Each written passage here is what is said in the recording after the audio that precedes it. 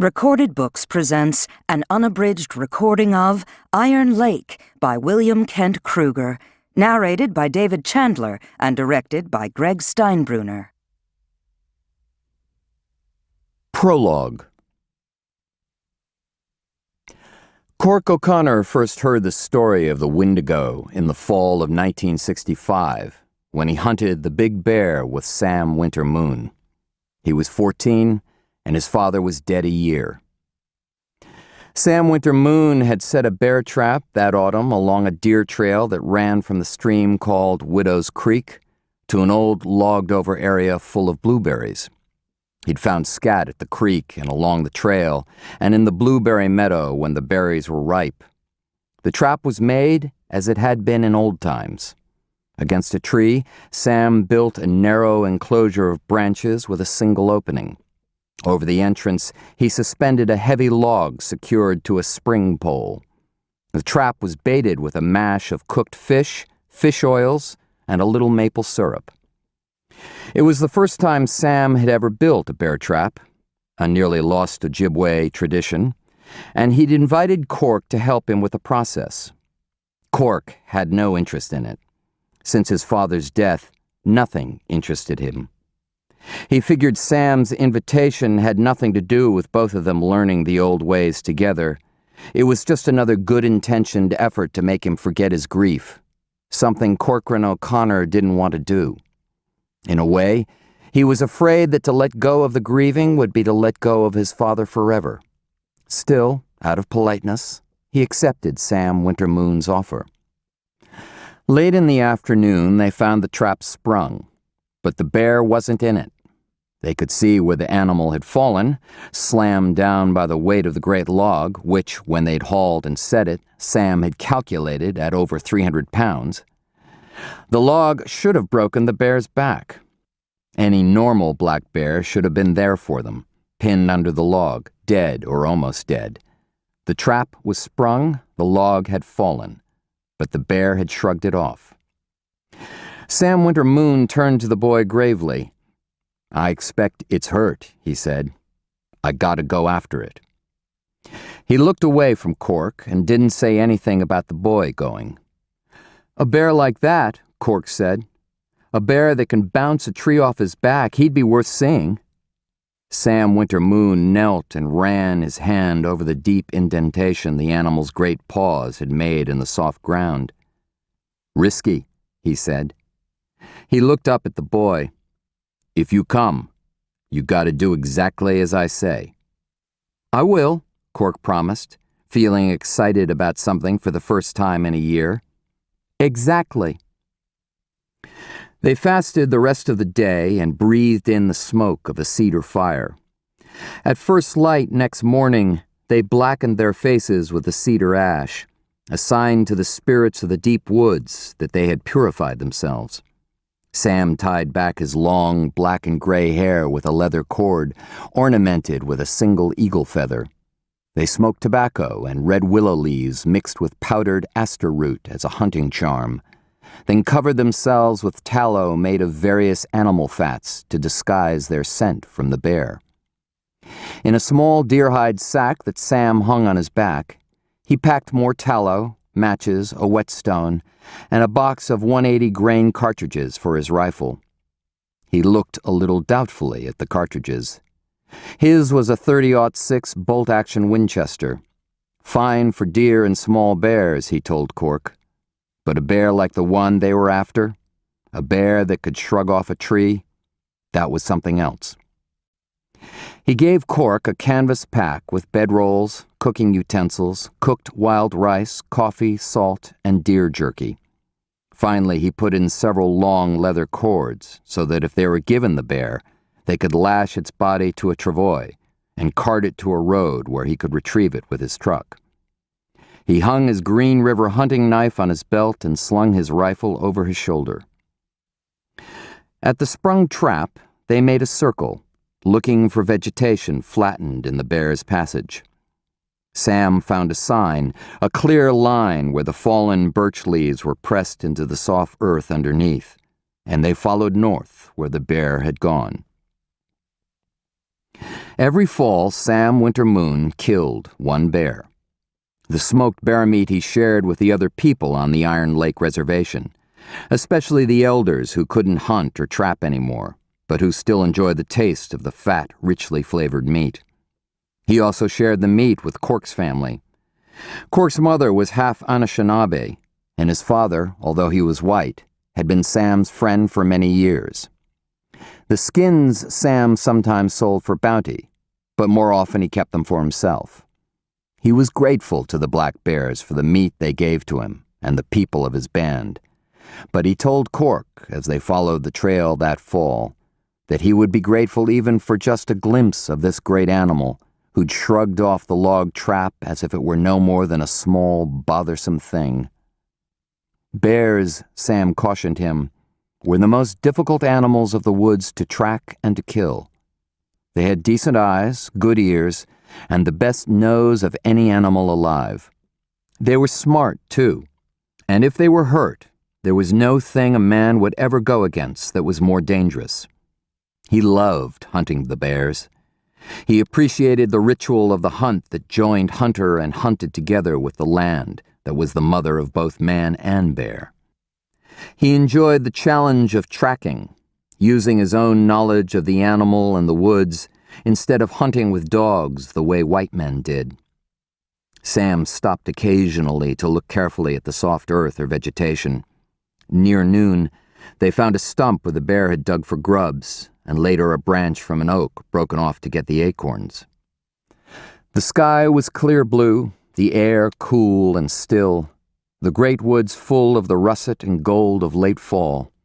They moved quickly, and Cork was filled with excitement. His stomach growled loudly from the fasting, and he rustled the dry leaves as he walked. Sam said not to worry too much about the noise he made. A bear, especially a big one, wouldn't be much concerned with sounds. The smell of a man, that was the thing to keep from a bear. Sam hoped they would be able to come at the animal from downwind. If not, he hoped the tallow would mask them. They were led into the late afternoon. Cork realized he had no idea where they were in the great forest. He asked Sam if he knew these woods, and Sam said no. They'd passed out of reservation land and were now in what the white men called the Quetico Superior Wilderness. This part of the forest Sam had never been through, but he didn't seem worried. At sunset, they stopped and built a fire at the edge of a stream. Sam heated the wild rice, which they ate with the deer jerky. When the sky turned black and full of stars and the chill of the fall night crept over them, he made coffee and poured it into tin cups for them to drink. "Will the bear get away while we sleep?" Cork asked. Sam settled the old coffee pot in the embers at the fire's edge. He stirred the fire with a stick. "The bear's got to sleep too. We've been guided well today. I think that's a good sign." He paused while the flames sprang up around the end of the stick. "But you know, I've been thinking. This bear's moving pretty good. Doesn't seem like that log hurt it much after all. A bear like that, well..." He glanced at the boy. "I've been thinking it'd be a shame to kill it, if we even could." "I'd like to see it," Cork said. "Me too," Sam smiled. "And I believe we will." Suddenly, the old pot hopped and slid across the coals, startling Cork so that he jerked and spilled his coffee. Sam Winter Moon looked around them, then up at the sky. His voice dropped to a whisper. "A Wendigo's passing close by." Cork wiped at his leg where the coffee had burned him through his jeans. "What's a Wendigo?" In the firelight, Sam Winter Moon's dark eyes were deadly serious and a little afraid. "You don't know about the Wendigo?" he asked the boy. "You lived in this country all your life, and you don't know about the Wendigo." He shook his head as if that were a dreadful thing. Corcoran O'Connor sat on the far side of the campfire and stared at the blackened coffee pot that only moments before had jumped and rattled and moved across the coals without a human hand near it. "I suppose," Sam Wintermoon said, looking cautiously at the tin pot himself. "I should tell you then, for your own good." He carefully eyed the sky again and the stars, and he kept his voice low. "A Wendigo's a giant, an ogre with a heart of ice, a cannibal, a cold and hungry thing. It comes out of the woods to eat the flesh of men and women. Children, too. It doesn't care." "Is it coming for us?" Cork scanned the shadows that jumped at the edges of the firelight. "The way I understand it, a man pretty much knows when the Wendigo's coming for him." "Can you fight it?" "Oh, sure. Can even kill it." "How?" "Well, the Wendigo's a powerful creature, and there's only one way so far as I know." The ritual ash of the morning had worn off the smooth parts of Sam's face, but it still blackened every deep line and crevice, so that in the firelight he looked like a fractured man. "You've got to become a Wendigo too. There's a magic for that. Henry Maloud most likely know the magic. But you got to be careful, because even if you kill the Wendigo, you're still in danger." "What danger?" "Of staying a Wendigo forever, of being the ogre you killed. So you got to be prepared. You got to have help for what follows the killing of a Wendigo. Someone's got to be there with hot tallow ready for you to drink, to melt the ice inside you, to melt you back down to the size of other men." "I hope I never meet the Wendigo," Cork said, eyeing the old tin pot. "I hope so too," Sam agreed. Cork was quiet a moment while the fire snapped and popped and sent smoke and glowing embers upward into the dark. "That's just a story, right?" Sam rolled a cigarette and considered while he sealed the paper with his tongue. "Maybe. But in these woods it's best to believe in all possibilities. There's more in these woods than a man can ever see with his eyes, a lot more than he can ever hope to understand." Although he was tired, Cork stayed awake by the fire a long time while Sam smoked and told stories about Cork's father. Some of the stories made them both laugh. That night, as Cork lay in his bedroll, he thought about the bear they were after. He was glad Sam had changed his mind about killing the great animal, but he hoped they would at least see it. He thought about the Wendigo, which was something he hoped he wouldn't see. And he thought about his father, whom he would never see again. These were all elements of his life, and although they were separate things, they were now intertwined somehow like the roots of a tree. All his life he would remember the bear hunt with Sam Wintermoon. In some manner he didn't quite understand, the hunt had opened a way in him for the grief to begin passing through. All his life he would be grateful to his father's friend. Almost 30 years would pass, however, before he would have cause to remember the Wendigo. 30 years before he heard it call his name. Chapter 1. For a week, the feeling had been with him, and all week long, young Paul LeBeau had been afraid. Of what exactly, he couldn't say. Whenever he tried to put the finger of his thinking on it, it slipped away like a drop of mercury. But he knew that whatever was coming would be bad, because the feeling was exactly like the terrible waiting had been before his father disappeared. Each day he reached out into the air with all his senses, trying to touch what was coming. So that finally, on that morning in mid-December when the clouds rolled in thick and gray as smoke and the wind screamed over the pines and tamaracks and the snow began falling hard, Paul LeBeau looked out the window of his algebra class and thought hopefully, maybe it's only this. Shortly after lunch, word of the school closing came down. Students quickly put on their coats and shouldered their book bags, and a few minutes later the yellow buses began to pull away, heading onto roads that threatened to disappear before them. Paul left the Aurora Middle School and walked home, pushing into the force of the storm the whole way. He changed his clothes, put on his Sorel boots, took $5 from the small cash box on his dresser, and left his mother a note affixed with a butterfly magnet to the refrigerator door. Grabbing his canvas newspaper bag from its hook in the garage, he headed toward his drop box. By 2:30, he was loaded up and ready to go. Paul had 2 paper routes covering nearly 2.5 miles. He began with a small business district of Aurora and ended just at the town limits out on North Point Road. At 14, he was larger than most boys his age and very strong. If he hustled, he could finish in just under an hour and a half. But he knew this day would be different.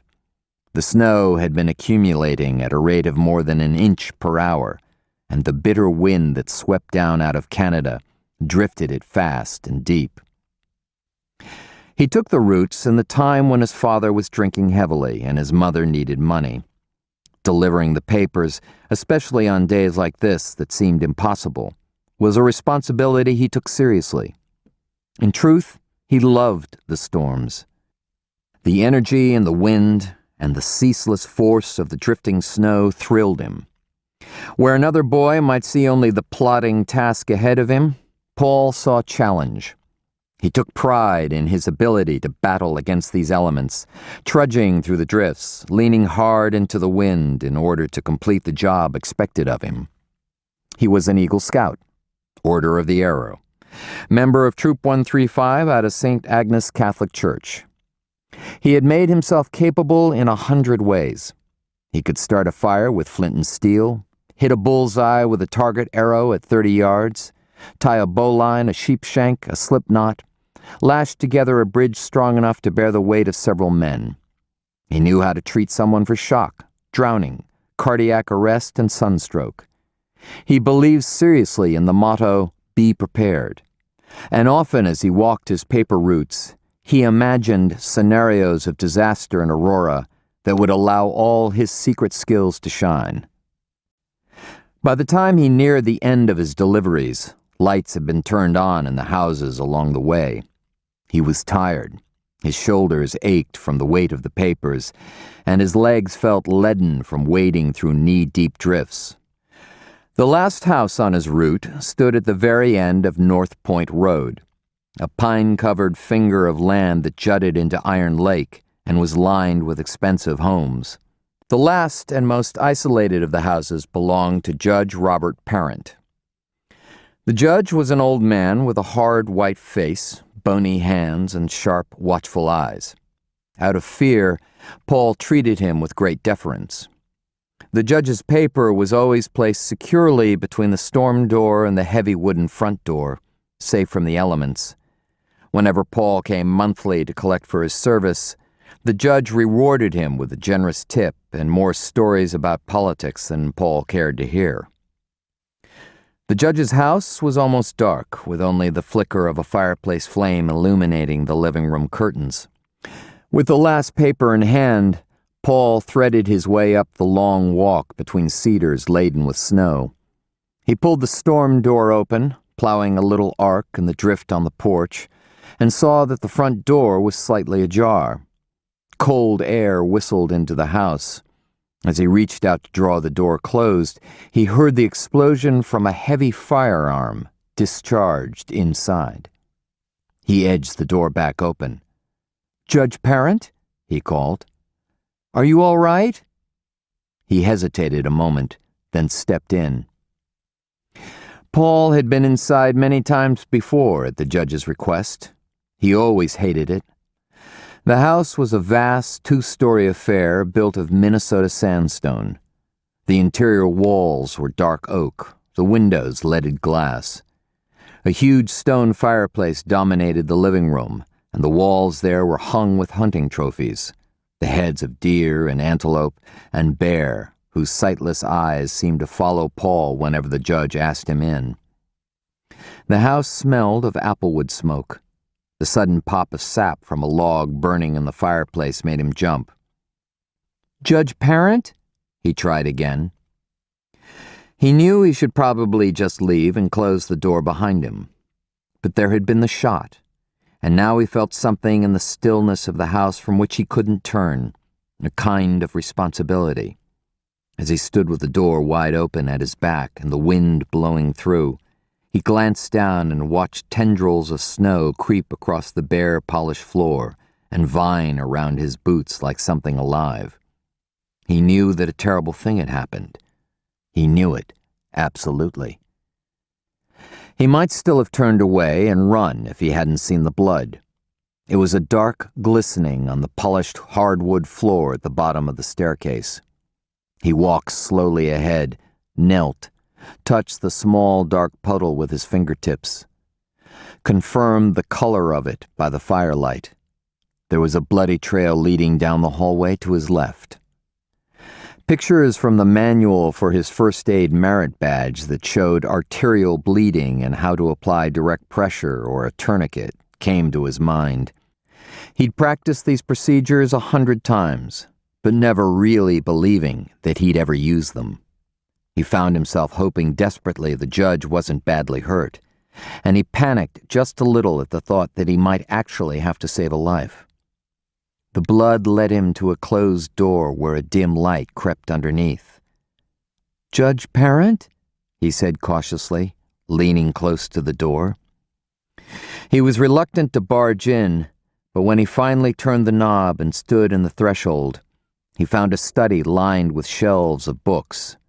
Along the far wall was a desk of dark wood with a lamp on it.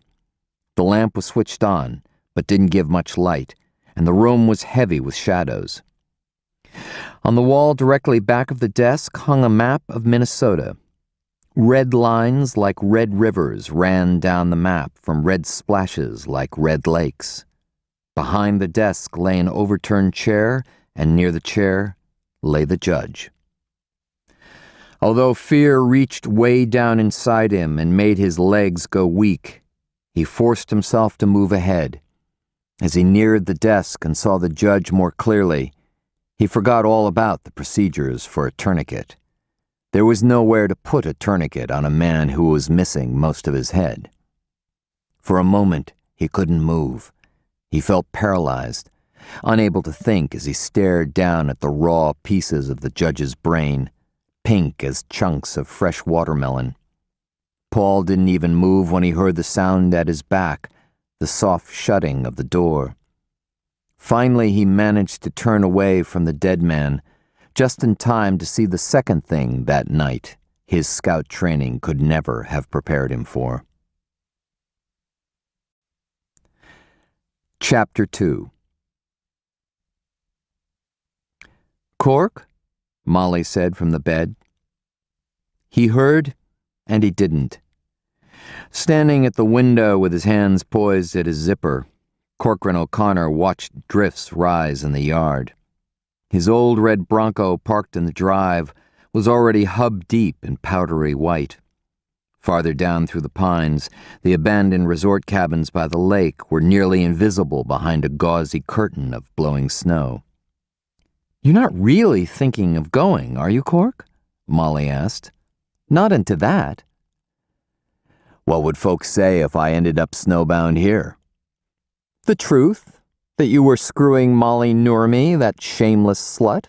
He turned to her, frowning. "Nobody calls you that." "Not to my face, anyway." She laughed when she saw his anger. "Oh, come on, Cork. I've lived with that most of my life. It doesn't bother me." "Well, it bothers me." "I'm glad it does." She pushed the hair from her eyes, dark red hair damp with sweat. "Stay, Cork. I'll fire up the sauna. We can get hot and wet, roll on the snow, come back to bed, and make love again. How does that sound?" He finished zipping his pants, buckled his belt, and came away from the window. He went to the bed and took his red corduroy shirt from the corner post where it had been hastily draped. Slipping it on over his long johns, he slowly worked the buttons through. He bent and tugged on his socks. The cold floor had nearly frozen his feet. "Hand me a cigarette, will you?" Molly took one from Cork's pack of Lucky Strikes by the bed, lit it, and handed it to him. They'll kill you. What won't anymore? He glanced around the room, looking for his boots. You seem distracted today. Do I? Sorry. Feeling a little guilty? Always. There's no need to, she said. Easy for you to say. You're not Catholic. Come on. Relax here beside me a minute while you finish your cigarette. She patted the bed at her side. He looked out the window. I should get going. It'll be hard enough getting back into town as it is. Molly drew the blanket and sheet around her and pushed herself up against the headboard. She pulled her knees up to her breasts and hugged them as if she were cold. Why are you always so concerned with what people say about you, Cork? It's not as if you're still the golden boy. I don't care what people say. He knelt and fished around under the bed for his boots. It's not me I'm worried about. He found them and sat on the bed. Your wife? She asked innocently. Cork exhaled and shot her a cold look through the cloud of smoke. You know what I mean, she said. Molly took the Lucky Strike from his fingers and tapped the ash into a little tray shaped like a pair of red lips on the nightstand. She left the cigarette there while Cork concentrated on lacing his boots. She reached out and let her hand drift down the knobby ridge of his backbone. What is it that you think we do here, you and me? I'll tell you what I think it is. This is grace, Cork. This is one of those things that God, when He created it, said, "That's good." Cork kept lacing his boots as if he didn't hear, or if he heard, as if it didn't matter. Can I tell you something, Sheriff? I'm not the sheriff anymore, he reminded her. Can I tell you something, she went on, without you getting cold and stomping out? Do I get cold and stomp out? You get quiet and make excuses to leave. I won't get quiet, he promised. Cork, I think you miss your family. I see my family all the time. This is different. This is Christmas. I really think you miss them more than you want to admit. Bullshit, he said, standing up. See, I've made you mad. You're leaving. I'm not mad. I just finished tying my boots, and you know I have to leave.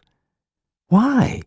What difference would it make if you stayed and people found out about us? It's not as if you're being unfaithful to a loving wife. It's a small town, and I'm not divorced. People would kick us around in their talk like a couple of soccer balls. I don't want my kids having to listen to that. Fine. She slid down and pulled the covers tight around her. Have it your way. He picked up his cigarette, took a last drag, and ground out the ember on the red lips of the ashtray. He slipped the pack of Lucky Strikes into his shirt pocket. Gonna see me out? He asked. You know the way. Now who's cold? Go screw yourself, she said. The world would be a dreary place, Molly, if that's the way things worked. He leaned down and gently kissed the top of her head. Go on, she said, pushing him away softly, but she smiled in spite of herself. I'll be right down. He walked along the hallway of the old log house over Molly's braided rugs, creaked his way down the stairs and into the kitchen. Molly had fed him some sort of light brown sprout bread and lentil soup, yogurt and strawberries for dessert. She drank Evian spring water, but she'd given Cork a grain belt. A few swallows were left in the bottle, and he drank that down. The beer was still cool, but had gone flat. He lifted his parka from the peg beside the back door and put it on, then settled his black watch cap over his ears. As he worked his gloves onto his hands, he glanced at a small plaque that hung on the wall. It was homemade, wood-burned by Molly's father long ago. It contained an old Finnish saying her father had roughly translated into English. Cold, thou son of wind, do not freeze my fingernails, do not freeze my hands. Freeze, though, the water willows. Go chill the birch chunks. Like most magic charms of the people of Molly's heritage, it suggested to the evil of the world from hiccups to death, that it visit instead other things, such as the loom or the needle or the thicket or, in a pinch, one of the neighbors. When Cork turned around, he found Molly watching him from the doorway. She'd thrown on a red chenille bathrobe and pulled bright red wool socks on over her feet. "Will I see you at the Pinewood broiler?" she asked. "You won't be plowed out in time to get into town tomorrow." "I'll probably ski in." "Waitressing means that much?" "This time of year, the company does." Cork went back and kissed her. "If I don't see you, I'll call." "I won't hold my breath." He pushed out the back door onto the utility porch, then out completely into the hard cold and the snow. He waded to the Bronco, cleared the tailpipe and the driver's door, scraped the ice from the windshield and got in. He cranked the engine. Wiping where his breath had fogged the windshield, he saw Molly standing at the kitchen window, her arms locked across her breasts. The light was on at her back and filtered through her hair, making it like wisps of red smoke. She was a beautiful woman, large-boned and strong, 10 years younger than Cork, though she'd taken such good care of herself, didn't smoke, didn't drink, didn't eat red meat, that she looked even younger. Cork was a dozen pounds overweight, smoked far too much, and was beginning to go a little bald on the crown of his head. What she saw in him, he had no idea. Women, he thought with a warm flare of gratitude. Go figure. He slipped the Bronco into four-wheel drive and began slowly to move through the first of the drifts toward the county road that would take him to the highway into town. As he headed off, he glanced back at the cabin window, prepared to wave, but Molly was no longer there. The state highway was no better than the county road through the woods from Molly's. Except for the Bronco, not a thing moved in the white hillocks the wind had bulldozed across the asphalt. From the weather reports he'd heard, Cork was pretty sure it was like that from the Canadian border all the way across the arrowhead of Minnesota into Wisconsin. He drove slowly, steadily, a little blindly. After 20 minutes, he came on a figure hunched in a red plaid mackinaw and wading toward town. He slowed to a full stop, stepped out onto the running board and hollered, "Get in!" The figure, so bundled Cork couldn't even see a face, slowly turned and came toward the Bronco. When they were both safely inside, Cork started once again for Aurora. Hell of a day for a constitutional. Cork peered into the slit between the wool muffler that came above the nose and the knitted cap that was pulled down to the eyebrows. The mittens were drawn off, and Cork saw old veined hands stained with liver spots. The hands went to the muffler whose ends were tucked securely inside the collar of the coat. As the muffler came loose, Cork recognized Henry Malou, whom white people around Aurora sometimes called Mad Mel. Cork knew he was in fact one of the Medewin, an Anishinaabe medicine man, who lived by himself on a remote point around the northwest end of the lake. He must have been walking most of the day in the blizzard to have come so near town. "Shoot, Henry. What could be so important it would bring you out on a day like this?" Malou stared beyond the wipers that shoved the snow into little heaps off to the sides of the windshield. "Snow, not snow. The day is the same to me." "Noble philosophy, Henry, but one that could get you frozen to death." "I seen more storms than you could imagine. And worse. I seen storms and other things." Cork reached inside his parka for his pack of Lucky Strikes. "Cigarette, Henry?" The old man took one. So did Cork. But before Cork could light up, the old man sniffed at the air inside the Bronco. He gave Cork a grin full of teeth, remarkably good in a man so ancient. "You smell like the good, deep part of a woman." "I think that wind's frozen your nose, Henry," Cork told him. "No." The old man kept on grinning at him. "It's a good day for a man to be inside." Malou laughed softly. "Understand?" The old man lit his cigarette with the lighter Cork offered and grew quiet again. They had come to the edge of Aurora. They passed the big new corrugated fence of Johansson's salvage yard, put up when the Chippewa Grand Casino was being built so that the gutted frames and rusting wreckage of the junkyard wouldn't sully the image of the town. A little farther on was the Iron Lake Best Western, brand new, with 150 rooms and an indoor swimming pool with a jacuzzi and sauna. The big marquee out front welcomed gamblers and informed them that Lyle Porter was playing piano in the Kichigami room 8 to midnight. The parking lot was nearly full.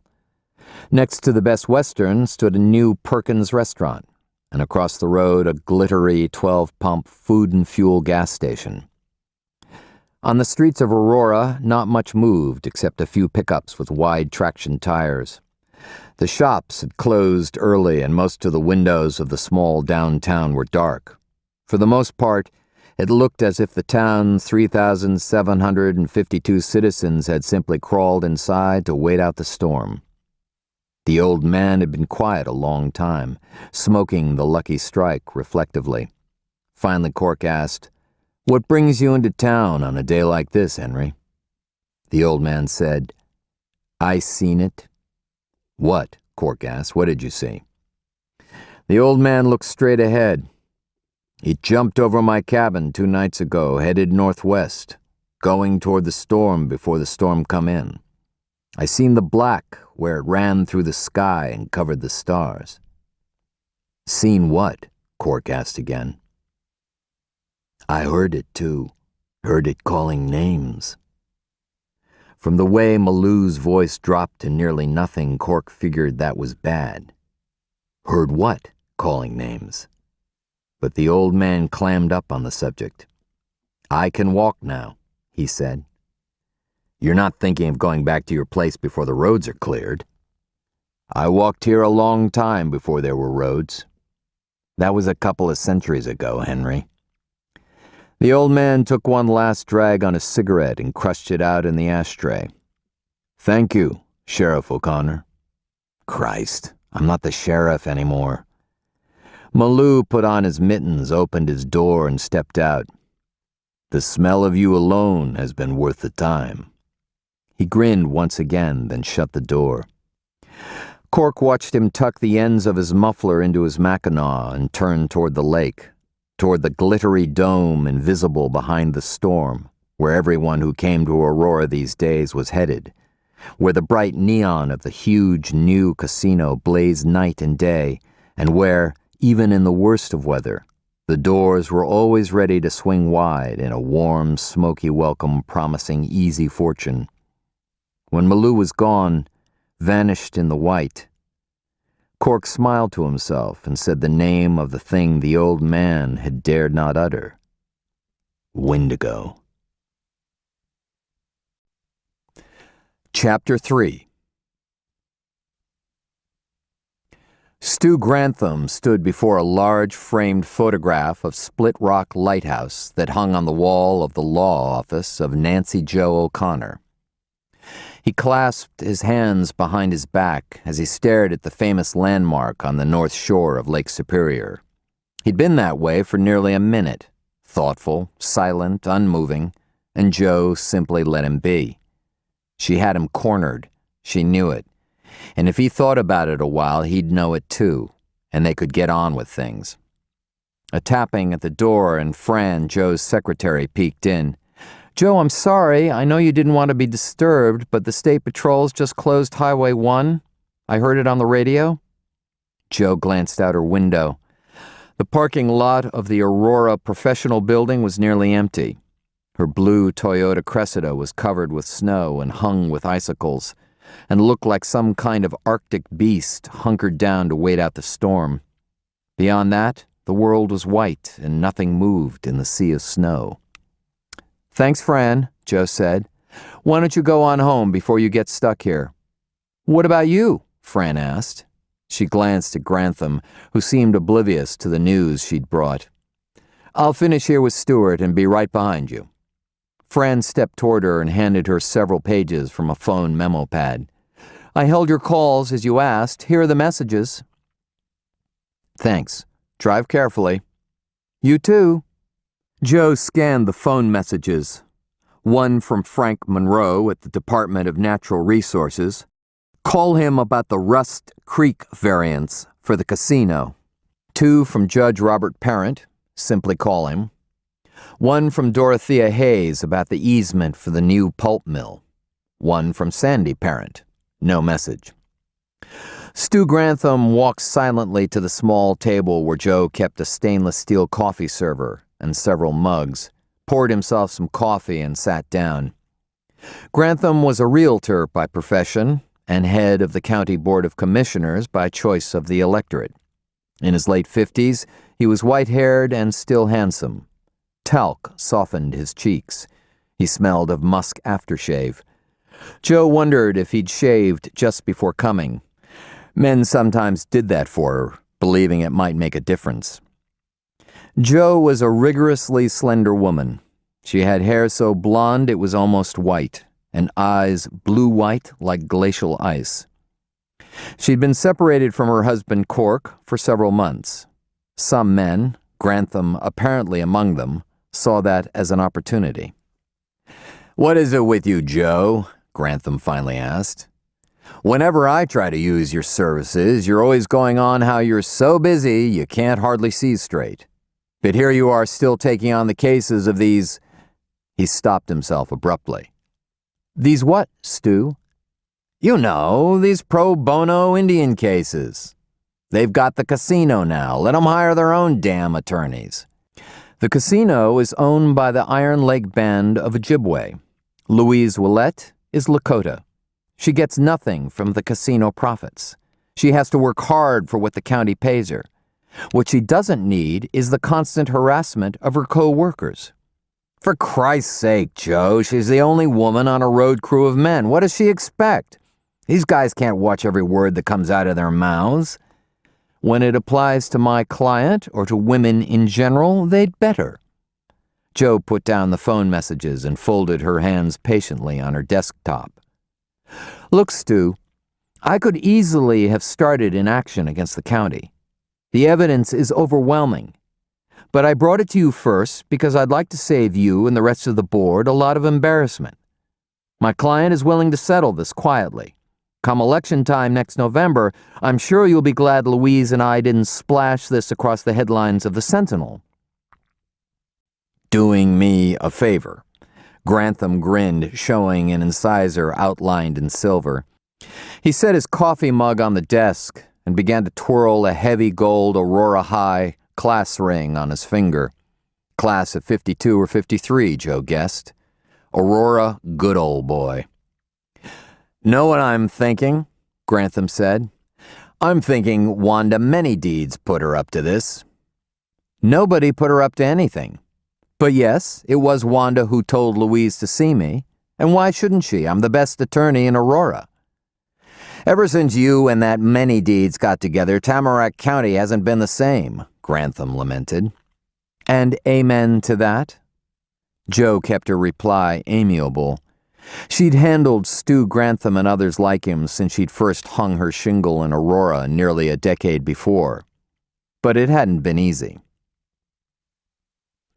They'd moved back to Cork's hometown to raise their children in a place that wasn't like Chicago. Cork warned her things would be difficult. She was an outsider and a woman. She hadn't realized just how hard it would be until she'd gone nearly 3 months without a single client. Then one spring day, Wanda Manydeeds stepped into her office.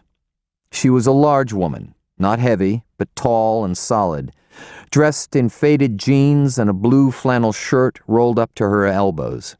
Her long black hair was done in a single braid and ornamented with a feather.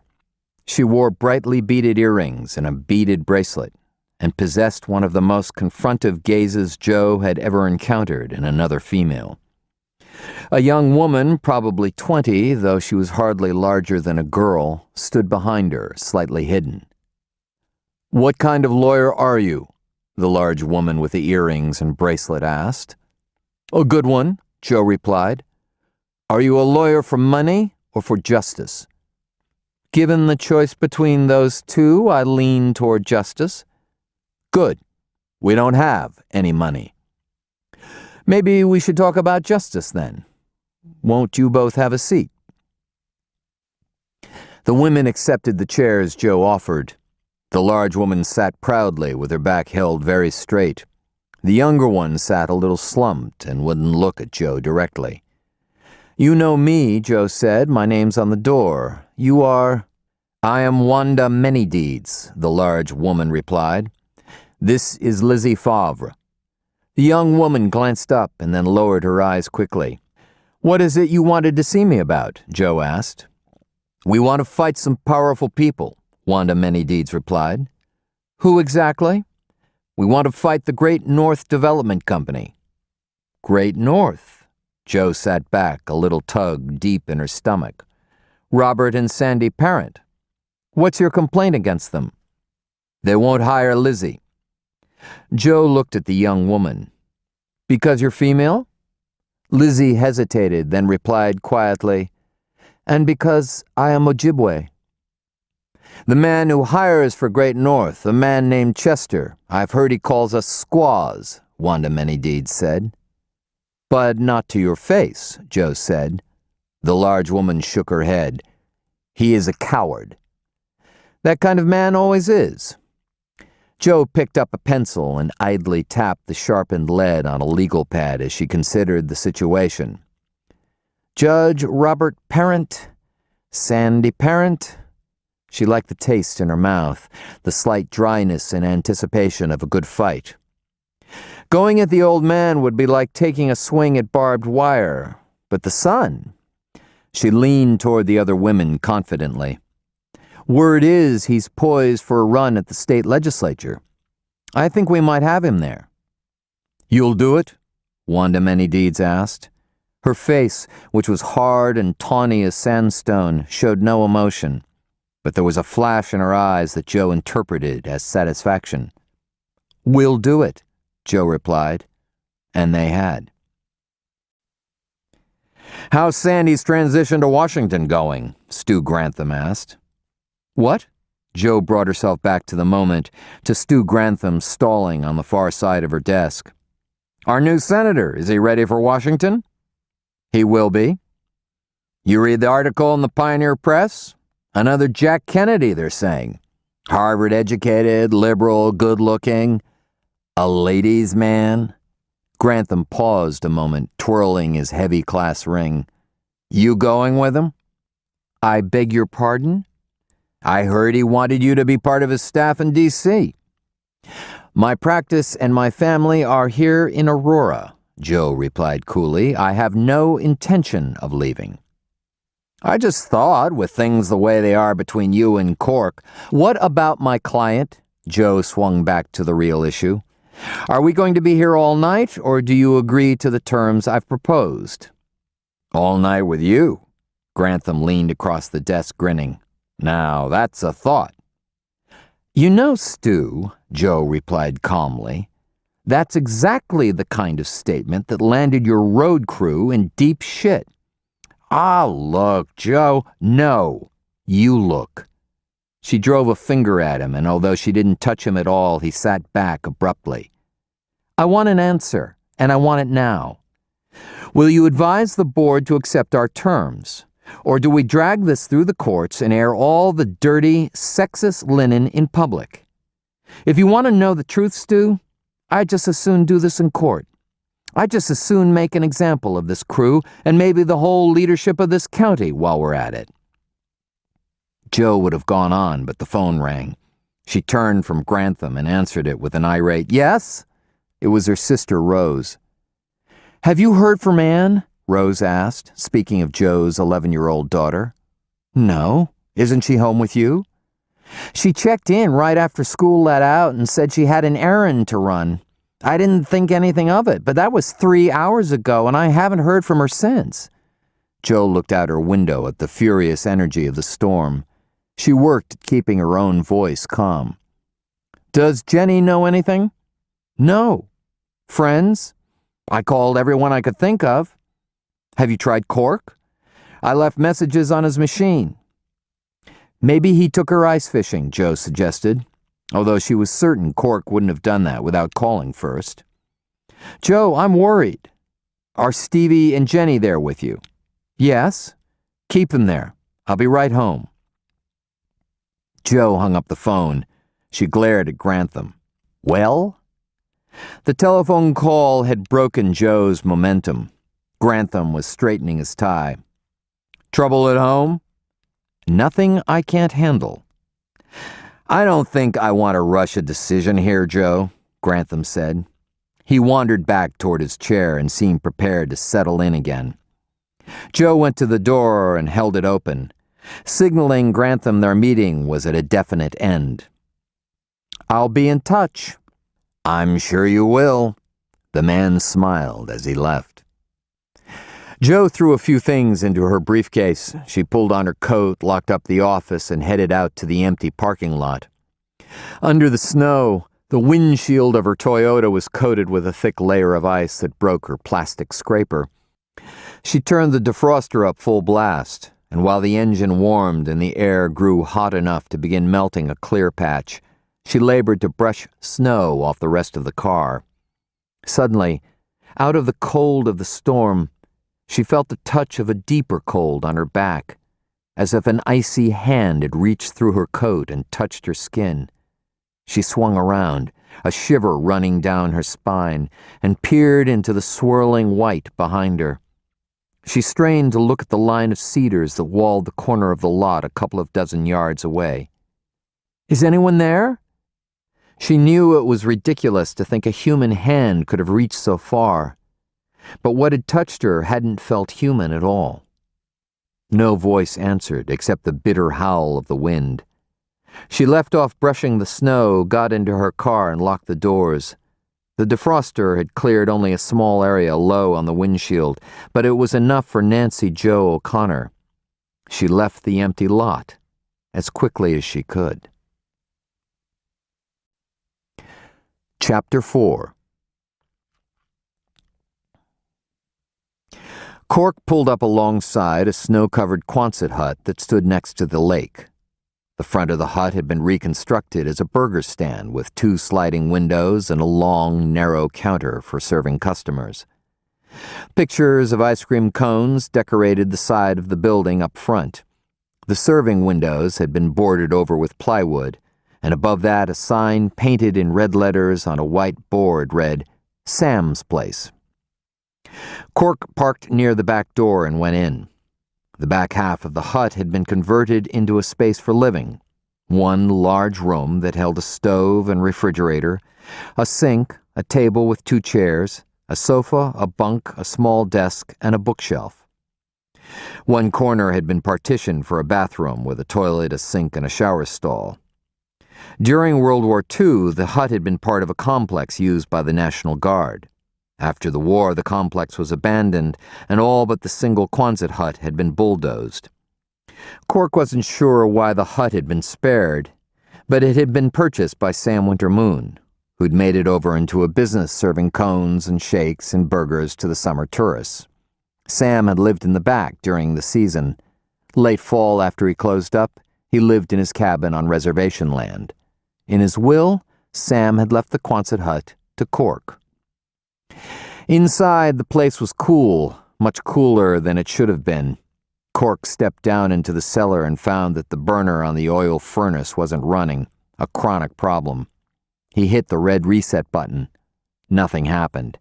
He kicked the tiny motor. The burner came on with a small roar. Mentally, Cork crossed his fingers, hoping the burner would last the winter. By next fall, if Sam's Place had a good season, he could afford to replace it. Back upstairs, he stepped through a door into that part of the hut that was the burger stand. Boxes of non-perishable supplies sat stacked, waiting for spring. The big ice milk freezer stood sparkling clean and idle next to the small grill.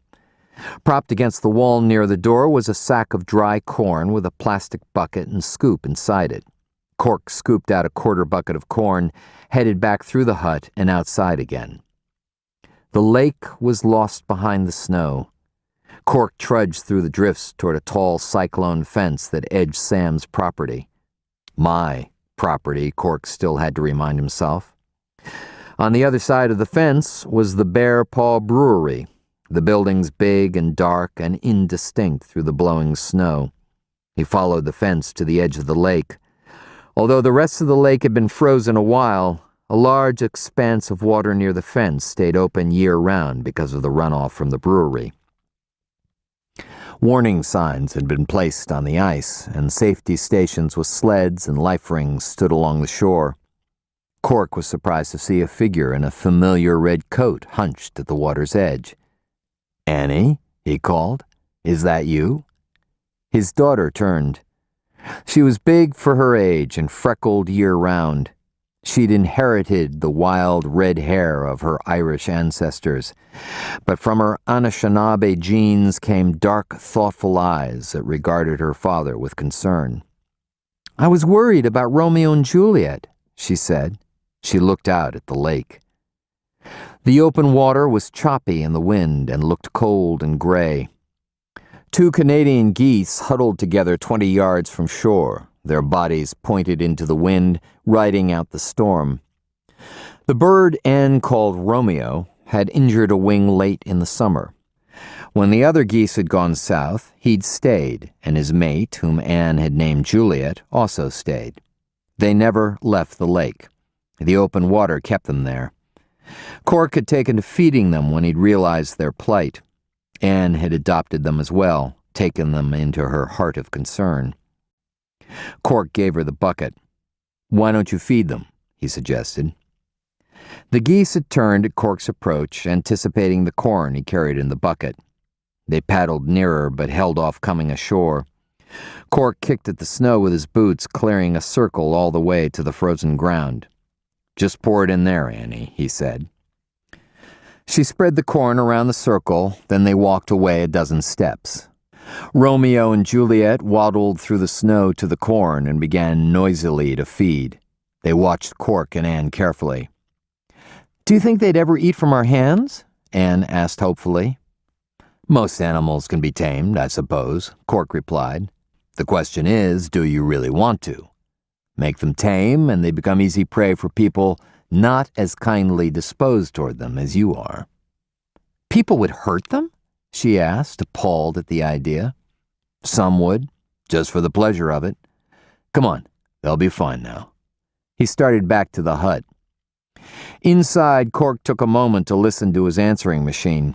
He frowned at Annie after he heard the worried voice of his sister-in-law. "You didn't tell your Aunt Rose you were coming?" "I did," Anne insisted. "She was reading her recipe, so maybe she didn't hear." It was possible. Rose would be oblivious to a nuclear attack if she were deeply involved in the intricacies of a new recipe. But it was also possible that Anne had used her inattention to sneak away. It wasn't that Rose would have minded her coming, but given Rose's ability to see disaster at every turn, she probably wouldn't have allowed her niece to come so far from home in the storm. Cork called and explained to his sister-in-law, who sounded so relieved she forgot to be angry. Cork said he'd bring Anne right home.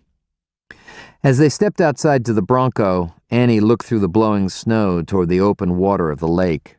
"Will they be all right?" she asked. "I expect so, as long as the water doesn't freeze and we give them plenty of grain." "I worry about them. I pray for them. Do you think it's all right to pray for geese?" "It's all right to pray for just about anything, I suppose." She looked at him, her face red from the wind and the cold. "You don't." "I let you do the praying for both of us these days, sweetheart. You do a better job of it than I ever could." They got into the Bronco. Cork pulled out across the tracks toward Center Street. "Know what I pray for most?" Anne said, staring through her window at the snow as it swirled around them. "What?" "That you and Mom get back together." Cork was quiet. Then he said, "It never hurts to pray."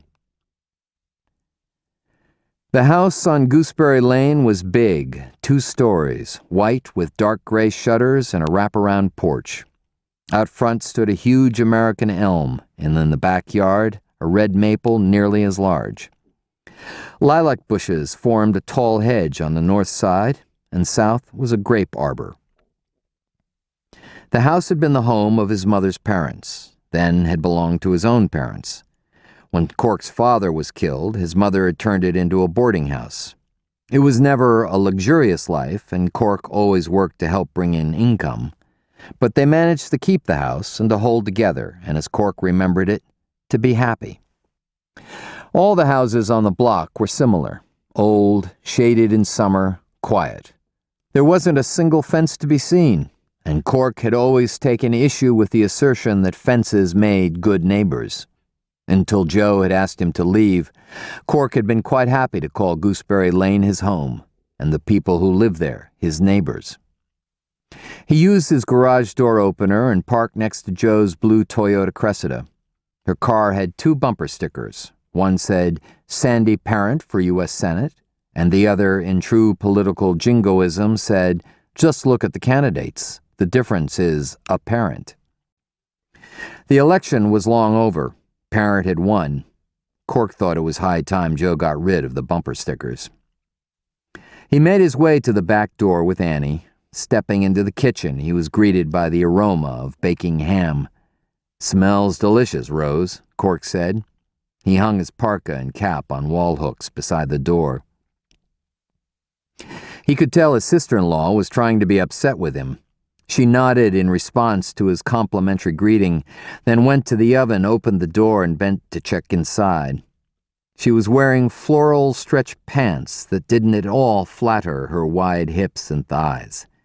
She had on a baggy red sweater and old blue canvas slip-ons. Her hair was dull brown like road dust, and her fleshy arms were covered with freckles.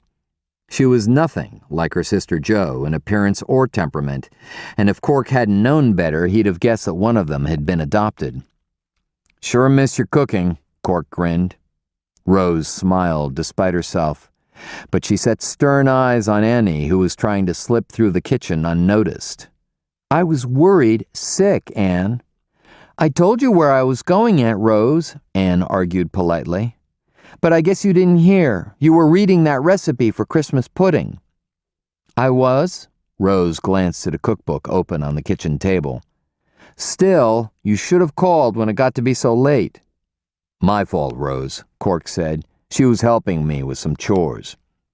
"Well," Rose considered Anne a moment more. "Go clean up. Dinner will be ready shortly. And you," she turned to Cork with a scowl, then smiled. "Would you like to stay? There's plenty of food." "Where's Jo?" "Down the hall in her office. She'd like to talk with you." "I might not be welcome for dinner after." "You know that's not true," Rose said. "Just let me know and I'll have Jenny set another place." She turned back to the stove, picked up a wooden spoon, and began stirring something in the saucepan. In the living room, Cork found his 5-year-old son Stevie on his belly playing with Legos. The television was on, tuned to cartoons. Stevie rolled over at his father's approach and shouted, "Daddy!" Cork knelt down. "What's up, buddy?" Stevie held out a Lego creation, something like a house. "Jail," he said. "Good one, too," Cork told him. "Who's it for?" Stevie's eyes turned devilish. "You." Am I the sheriff of this jail?" Stevie shook his head. "I'm the crook? Well then, let me show you what they put me in for." He wrestled with his son a while. "You're getting too tough for an old man like me," he finally said. "Feel." Stevie flexed his skinny arm. Cork felt mostly bone, but made a face full of admiration. Stevie turned his attention back to cartoons.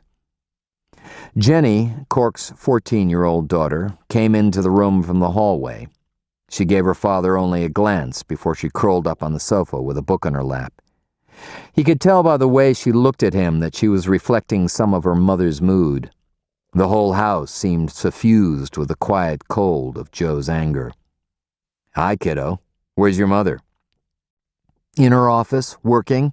She's waiting to talk with you." He looked at the book in her lap. "What's that?" "Mrs. Kavanaugh asked me to do a reading for the Christmas program next week." "What reading?" "Whatever I want. A poem, I think. I'm going to read something by Sylvia Plath." "Didn't she kill herself?" "She was a very intelligent woman." "What poem?" I haven't decided yet. Cork sat down beside his daughter. She edged away. Have you discussed this with Mrs. Cavanaugh? She said the choice was mine. Sylvia Plath. That doesn't sound very Christmassy. Maybe we should talk about it, Cork suggested. The choice is mine, his daughter said emphatically. Jenny was becoming more like Jo all the time. Even at 14, her face already had the same too serious shadowing. She was small, precocious, and full of radical energy. Her eyes were like her mother's, too, a cold blue-white. But there were many things Jenny had done to make sure she was not like her mother. Jo had marvelous taste in her dress, yet Jenny chose to wear clothing bought at second-hand stores, old dresses and combat boots and ratty sweaters. With the help of a friend, she'd pierced each of her ears in 2 places, and she kept discussing the possibility of putting at least one hole in her nose. She streaked her hair with purple and sometimes wore it in short spikes that looked as if she'd grabbed hold of a live power line. She'd given up smiling in favor of an attitude of disgust or sometimes simply ennui that was exaggerated by the sleepy look from her full-lidded eyes, part of the genetic Ojibwe legacy of her father. Guess I'd better see what your mother wants, huh? Guess you'd better, Jenny agreed. Wish me luck, he said. Luck, she offered him dourly. He found Jo at her desk in her office, bent over papers. The room was walled with law books and smelled of leather bindings. Jo looked up as he came in. Her eyes seemed big and startled, but as soon as she took off her thick glasses, they resumed their usual deceptively languid calm. We were worried about Anne. My fault, Cork said. She was helping me with some things. What things? Am I under oath, counselor? I'm just wondering if this was a mutual plan or one of Annie's spur-of-the-moment inspirations. Why didn't you ask Annie? She'll tell you the truth. I'm asking you, because if it was something you knew about, I wish you'd have checked with me first. There's no court order dictating I have to do that. Maybe there should be. She pushed away from the desk, stood, and turned her back to Cork. She stared out the window at the backyard where the snow flew around the trunk of the maple tree and piled up against the lilac hedge. Her hands were clasped tightly behind her. I think it's time we began discussing a divorce. Annie was just telling me how she prays for us to get back together. Cork, we have to help them see things as they are. If I always knew how things are, I suppose I'd do that. She turned back. You know, it's funny. Last year I could have sworn a divorce was exactly what you wanted. I never said that. No, she agreed. But you also didn't object when I asked you to leave the house. She faced the window again, studying the storm outside. It was what you wanted, wasn't it? When she didn't reply, he walked slowly to her desk, then carefully came around and stood beside her. Maybe it's time you and I stopped thinking so much about what we want and thought a little more about the kids. She swung around angrily and threw her glasses on the desk. You think I don't worry about them? I work long hours to make sure the bills are paid, and Annie gets her braces, and Jenny might not have to work her way through college. I don't get any help from you on that. I wasn't talking about finances, he countered coldly. He walked away and stood staring at the rows of legal books, tomes that attempted to spell out justice, something he no longer believed in. He fought against the hopeless, cornered feeling they gave him. Look, we can't go on the way we've been going, Jo said. It's not good for anybody, especially the children. And a divorce would be better? Cleaner? Like antiseptic. It's what's best for everybody. I think deep down you know that, Cork. They were both quiet. The wind rattled the window, and from beyond the door came the sound of the television in the living room. Cork put his hands deep in his pockets and balled them uselessly into fists. Fine. When? Jo pressed him. Whenever you want. She put her glasses back on and looked down at the papers on her desk. After Christmas, we'll be fine. You'll want to get yourself an attorney. I can give you some recommendations if you'd like. Don't do me any favors, he replied. There was a knock at the door. Rose peeked in. Dinner's ready, she said, looking them both over tentatively. I've been invited, Cork told Joe. All right, Joe agreed, not happily. Near the end of dinner, the telephone rang. Rose answered it. She held the phone against her ample bosom and said, It's for you, Cork. It's Darla LeBeau. Darla. Cork got up from the table and took the phone. Hi, Darla. What's up? He listened, and his face grew serious. I'm sure it's nothing. He's a responsible boy. He listened again.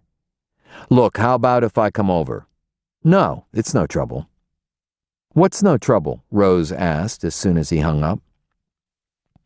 Paul LeBeau went off this afternoon to deliver his newspapers and hasn't come back. He's been gone almost 5 hours. You don't think he's still out there in the snow somewhere? Rose asked. I don't think so, Cork said. Even if he was struggling, he could easily knock on a door. Anybody in Aurora would let him in. Darla's afraid Joe John's come back and taken him. Rose shook her head. I don't think Joe John would do something like that, do you, Cork? It's a possibility. He'd kidnap his own son? Rose looked astonished. Jesus, Aunt Rose, it happens all the time, Jenny said. Don't swear, Anne told her sister. Jesus Christ, Jenny smiled cruelly. Jenny, Rose said. Jenny's right, Cork broke in.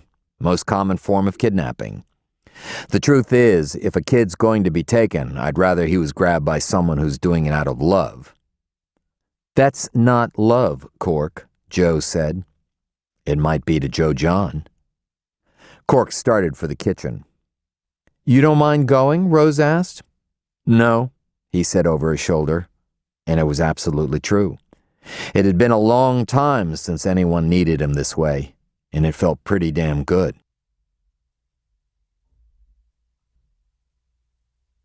This ends Iron Lake, Disc 2.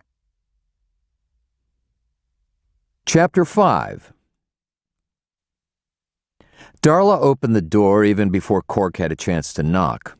Her eyes were puffy and red from crying, and tears had left a trail through her face powder down both cheeks.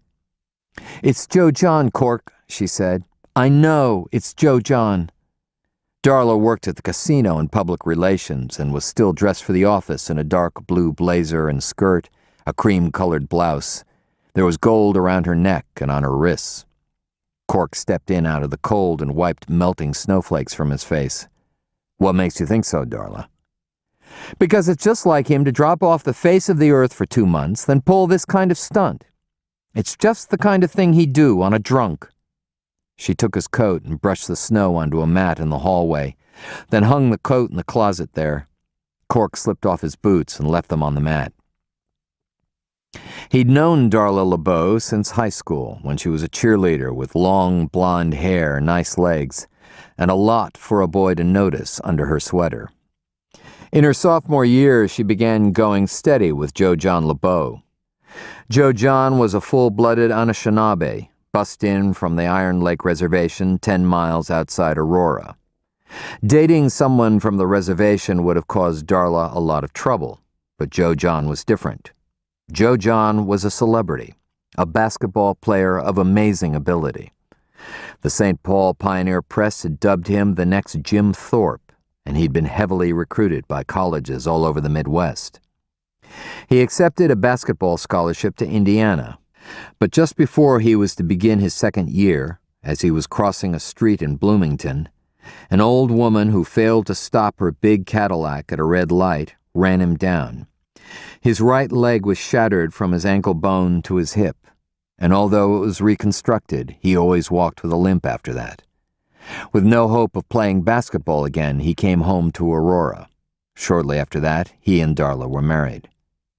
You probably should have called the sheriff, Darla.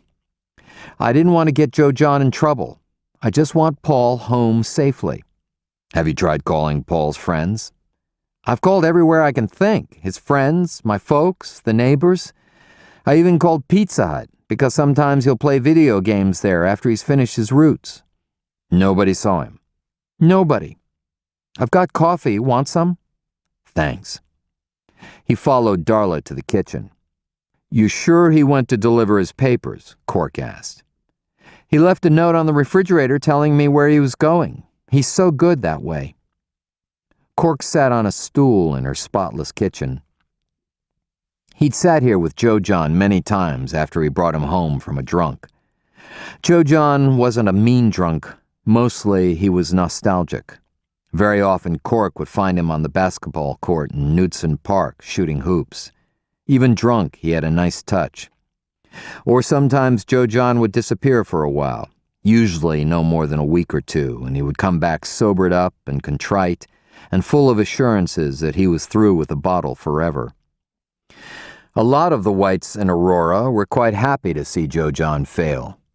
Indians, they said with great satisfaction. Drunks. It didn't matter that Joe John had given Aurora some shining moments. The signs posted at the town limits proclaiming Home of the Warriors, state basketball champions, were entirely due to Joe John's talent, and that Joe John had suffered a significant disappointment through no fault of his own. That he was Indian explained it all. Joe John had tried many times to beat the booze. It was his sister, Wanda Manydeeds, who finally helped him. Like Henry Malou, she was one of the Medewawin, a member of the Grand Medicine Society. She convinced Joe John to let Henry Malou treat him in the old way. She could have treated Joe John herself, but the Medewawin never ministered to their own relations. The treatment was something neither Malou nor she nor Joe John would talk about, but it seemed to work. For over a year, Joe John had been sober. He had begun a business of his own, a janitorial service, contracting to clean offices in Aurora. It was a good business. Things seemed to be going well. Then 2 months ago, Joe John up and vanished, leaving his truck smashed into a tree on County Road C and the cab reeking of whiskey. He'd simply walked away from the accident and never come back. Have you heard from Joe John lately? Cork asked. Not a word. Her hand trembled as she poured out his coffee. I was always afraid something like this would happen. Joe John hated it here, Cork. When he was drunk, he used to talk about how he'd take Paul away someday, somewhere where nobody knew who he was and wouldn't make fun of Paul for being the son of a drunk Indian. She looked at her trembling hand and put the pot down. You told me on the phone he's been gone about 5 hours. How do you know? In his note, he said it was 2 o'clock when he left. I don't know why he thought he had to deliver on a day like today. Nobody would care if the paper wasn't delivered today. People would understand. Her shoulders sagged wearily. I make good money at the casino. He doesn't have to deliver papers at all. I think he just wants to show people he's not like his father. How have things been between you and Paul lately? What do you mean? Any tension? Arguments? You mean did Paul run away? She said. He wouldn't do that. I don't think he would either, Cork reassured her. It's just one of the possibilities we have to consider. He sipped his coffee. Has he talked about his father lately? Maybe said something about wanting to find him? I'm only asking because I know how it feels to lose your father at that age. I know I would have done anything to bring him back. No, nothing. He's been quieter lately, but I just figure it's his age. Have you called Wanda? If Joe John's back, she'd know. I tried. The lines must be down. Cork thought for a moment. The refrigerator clicked on and the bottles rattled inside it. The wind howled past the kitchen window and the breakfast nook. Okay, we know he left the house. Do we know if he actually started his route or finished? No. Do you know what route he follows, who his customers are? No, Darla said, shaking her head with exasperation. No. Cork reached out and touched her hand across the counter. That's all right, Darla. There's no reason you should. Does Paul keep any kind of record of his customers? A sudden, hopeful look lit her face. He has a receipt book he uses when he collects for the papers every month. Good. Let's have a look. I'll get it, she said. Cork didn't see any reason yet to be worried about Paul's safety. Aurora was a small place and children didn't just disappear. Probably Joe John was responsible, too ashamed to face Darla, but anxious to see his son, particularly as it was the Christmas season. Cork also knew from experience that more often than not, when teenagers vanished, they left of their own accord. Darla LeBeau returned with a dark blue receipt book and handed it to Cork. Paul kept good records, from the order of the addresses, which began on Center Street and followed one another geographically out to the last address on North Point Road. Cork figured Paul probably collected from his customers in the same order he delivered their papers. "What are you going to do?" Darla asked. "I'll start by calling a few of his customers, find out if the papers were delivered and maybe when. That'll give us a little more to go on than we have now. And you never know. Someone might have seen something." He began with the last address in the receipt book, Judge Robert Parent. The line was fuzzy, and Cork didn't even get a ring at the other end. He moved back through the receipt book, making half a dozen more calls. North of the tracks, nothing connected. South, everyone who answered had received a paper, although no one had actually seen anything of Paul. "Seems to be a problem with the lines to the north," Cork told Darla. "I wish I'd been able to get through to the judge. That would tell me if Paul had actually finished his route." Darla brightened a moment. "Sometimes Paul stops there a while. The judge seems to like him, tells him stories and things. Paul hates it, but I've told him to be polite." "I suppose it's possible Paul's stranded there, and because of the problem with the telephone lines, he has no way of letting you know. Maybe I ought to head over to the judge's house. At least I'd be able to tell if Paul finished delivering his papers." "I want to go with you," Darla said. Cork shook his head. "You need to stay here by the phone just in case Paul calls. I'm sure he's fine, Darla. He's a good, responsible kid who knows how to take care of himself, okay?" "What if he's not there?" "Then he's somewhere else, and he's okay, and we'll find him," Cork assured her. At the front door, Cork said, "Call someone. It isn't good for you to be here alone. Call someone you can talk to, okay?" "Okay," she said. She put her hand on Cork's arm. "Find him, Cork, please." The judge's estate wasn't easy to reach. The plows hadn't touched any of the outlying roads yet, and Cork went slowly with the front bumper of the Bronco nosing through drifts. The estate occupied the whole tip of the finger of land called North Point. The house itself was a huge stone affair, more than a century old, surrounded by gardens in summer and a sea of snow in winter. In its way, it was like the man who owned it, isolated. The judge had once been a powerful figure in the politics of Minnesota, the scion of a family grown rich from clear-cutting the great white pines of the North Woods. He viewed himself as a rugged individualist and stubbornly clung to the view, as had those parents before him, that a man became what he made of himself. Only the hand of God, not an interfering government, should direct men's destinies. In the Iron Range, an area noted for its independent, unpredictable, and generally cantankerous population, his message was well received. His personal influence had reached its zenith more than 2 decades earlier, when he made a nearly successful bid for the governor's mansion. 5 days before the election, with the judge carrying a slight edge in the polls, the St. Paul Pioneer Press published photographs of him leaving a motel room in the company of the wife of the chair of the party Central Committee. Minnesota may have been liberal in its politics, but it was pretty Lutheran in its morality. The judge lost by a landslide. He retired from the state political arena after that, but he still maintained his influence in the Iron Range. Except for the election of Cork as sheriff, which the judge had opposed, no one in Tamarack County was elected without the judge's benediction. As sheriff, Cork had occasionally found it necessary to call on the judge at his estate on North Point Road, but it was never a duty with any pleasure in it. Cork parked on the long circular drive and waded through the snow to the front door. No one answered the bell. He took off his glove and knocked hard. He tried to look through the windows downstairs, but the curtains were drawn and melted snow had turned to ice plastered across the windows. He went back to the Bronco, grabbed a flashlight, and worked his way around to the back of the house. Stepping onto the big terrace, he rubbed a spot clear on the sliding glass door.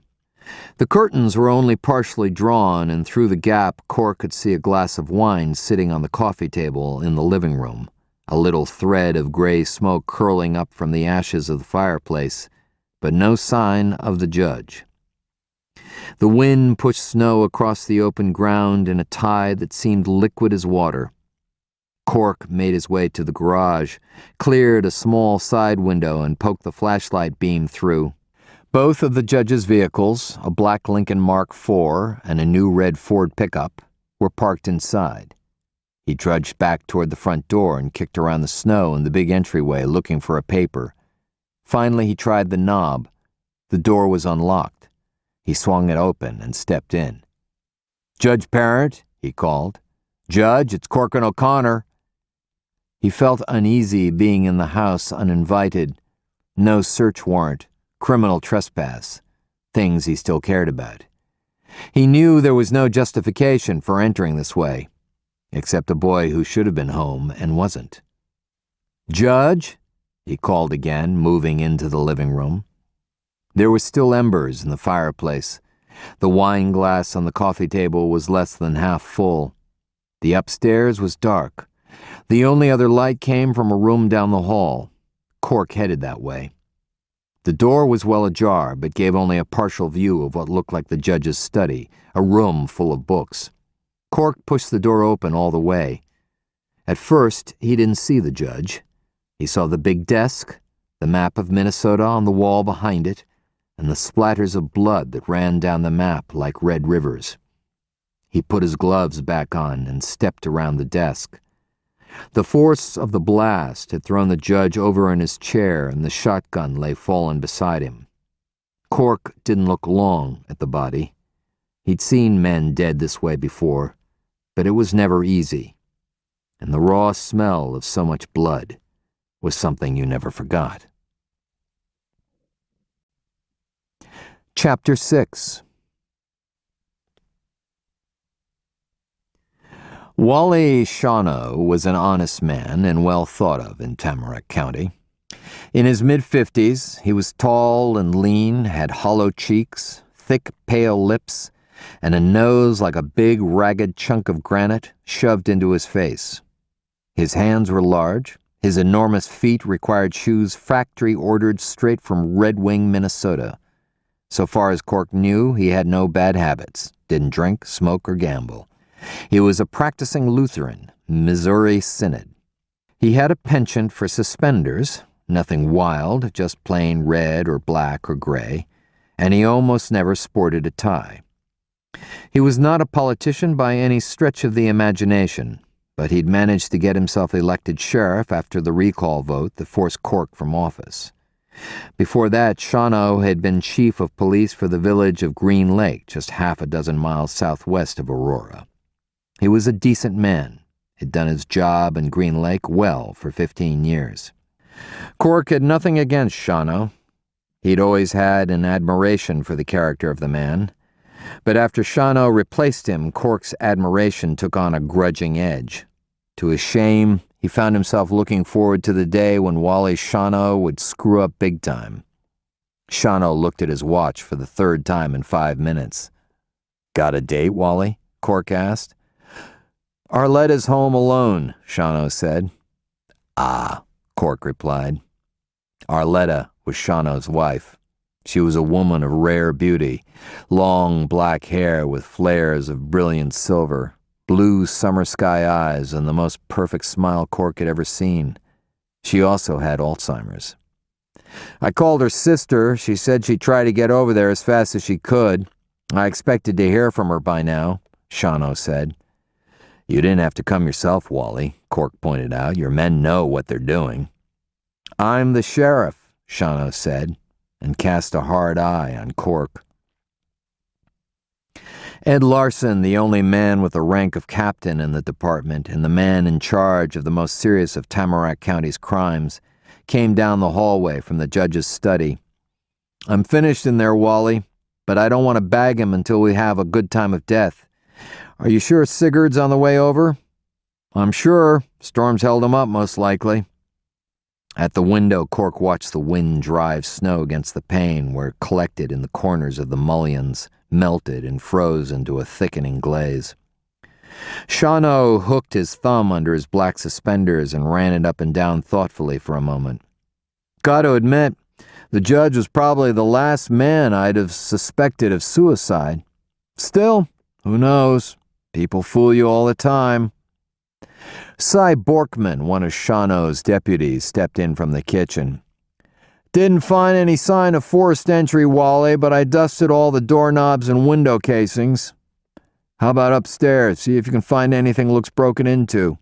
"I'm on my way." "Thought you said it was suicide," Cork commented. "Just making sure. Wouldn't you?" Shawno shoved his huge hands into his pocket and walked around the room a moment, looking things over. "Tell me again about the boy." "Set off to deliver his papers around 2, never came back, didn't call. Judge's house was the last stop on the route." "And no paper here," Shawno said. "None that I could see." "You check around outside? Kid may have thrown it in the snow somewhere." "I looked some, didn't find anything." "What about the other customers? They all get papers?" "South of the tracks. I don't know about out here." Cork took a cigarette from the pack in his shirt pocket and stuck it in the corner of his mouth. He didn't light it. Although he wanted to smoke pretty bad, he knew better than to take a chance on contaminating the scene. Shawno said, "You say Darla thinks it's Joe John. What do you think?" "Maybe," Cork shrugged. "Joe John used to run off pretty regular when he was drinking. Could be the boy's just taking after him." "The boy's not like that." Shawno didn't appear to be as convinced of that as Cork. "Maybe we'll know something more when we talk to the neighbors." Cork glanced out the window. The porch light was on, but the wind had risen so fiercely and was blowing the snow so hard, the only thing illuminated was a blinding curtain of white that hid even the cedars only a dozen yards away. A brass band could have marched in and out of here this evening without anyone noticing a thing. The front door opened. "Our coroner's finally arrived," Shawno said, and headed to the entryway. The sheriff was wrong. It wasn't Sigurd Nelson. "Sandy," Cork heard Shawno say with surprise. "Where is he?" Sandy Parent stepped out of the entryway where Cork could see him. The shoulders of his camel hair coat were dusted with snow. His eyes took in the room, then swung toward the study down the hall. "In there?" He looked as if he were going to head that way when Shawno moved to block him. "I think you'd better sit down." Parent glanced at Cork, and somewhere within all the concern that darkened his face, a mild surprise registered. "Cork?" "Hello, Sandy." Cork greeted him somberly. Sandy was a large, powerfully built man, just as the judge had been before the frailty of age had withered him. Both had strong, square faces, huge brown eyes, and long, sharp jawbones. Before the judge's hair had turned white, it had been the same color as Sandy's, a red blonde, like honey mixed with a few drops of blood. Beyond the physical, similarities in the two men were few. In politics, they might as well have been from different planets. Where the judge had been bitterly conservative, Sandy was fiercely liberal. The difference in the men's philosophies might have been explained by Sandy's upbringing in Boston.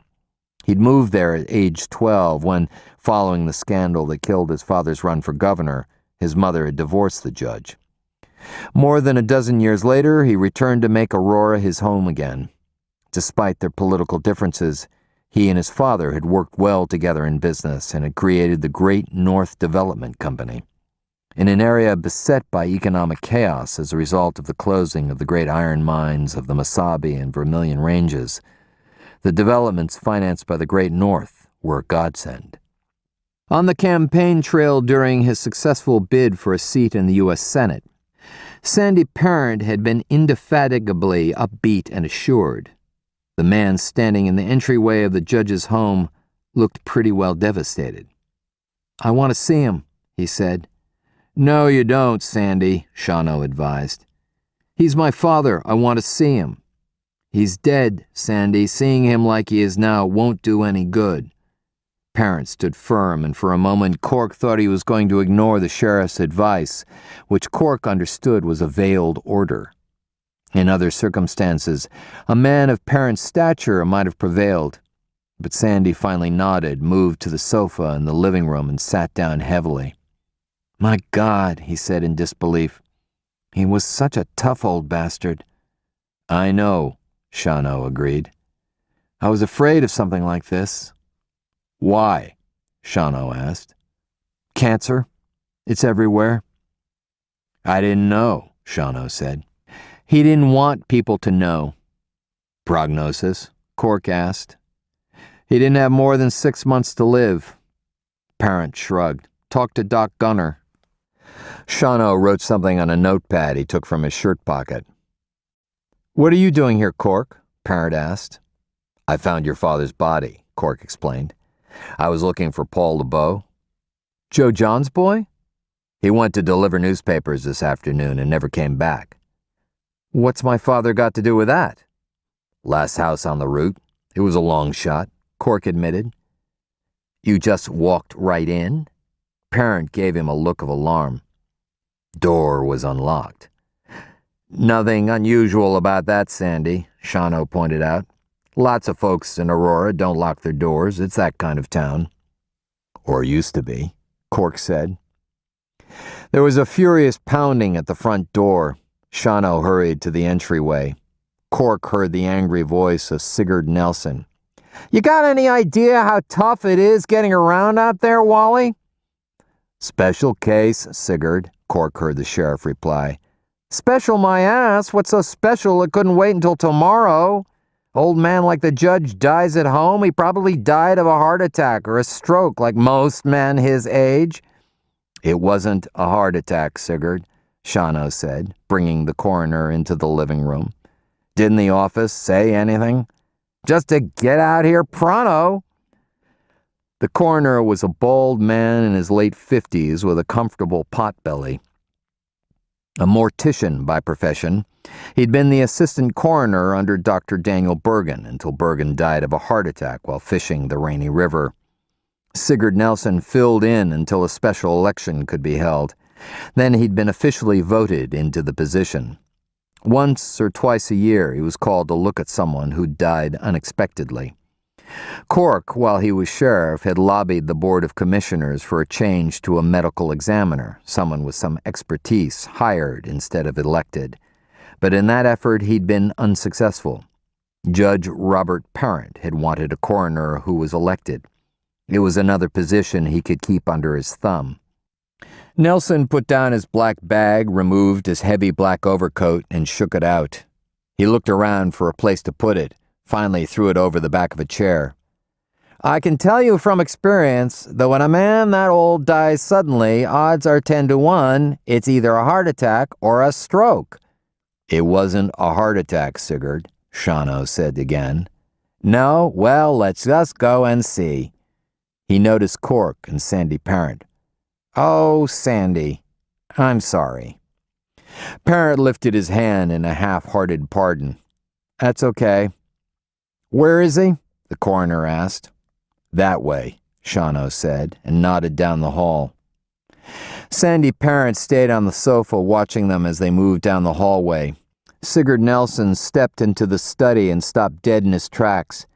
"Great God Almighty," he whispered when he saw the blood streaking the map on the wall behind the desk. "He's all yours, Sigurd," Shawano said. 30 minutes later, they were back in the living room. As Sigurd Nelson put on his coat, he said, "I'll be able to tell you some more after I work on him tomorrow. But like I said, if it's time of death you're worried about right now, the judge hasn't been dead more than 4 or 5 hours. "Thanks for coming, Sigurd," Shawano told him. "I'm sorry, Sandy," the coroner said, offering his condolences. "But the judge—" He shook his head. "Who would have figured?" He opened the door and pushed into the storm. Cork began to put on his own coat. "Where are you headed?" Shawano asked. "Darla LeBeau's." "Tell her I'll have a man over soon. I'll put a notice about the boy out on the NCIC computer." Shawano took a deep, tired breath and looked at his watch. "Call home and check on Arletta, Wally," Cork suggested as he pulled on his gloves. "Home ought to be every man's first concern."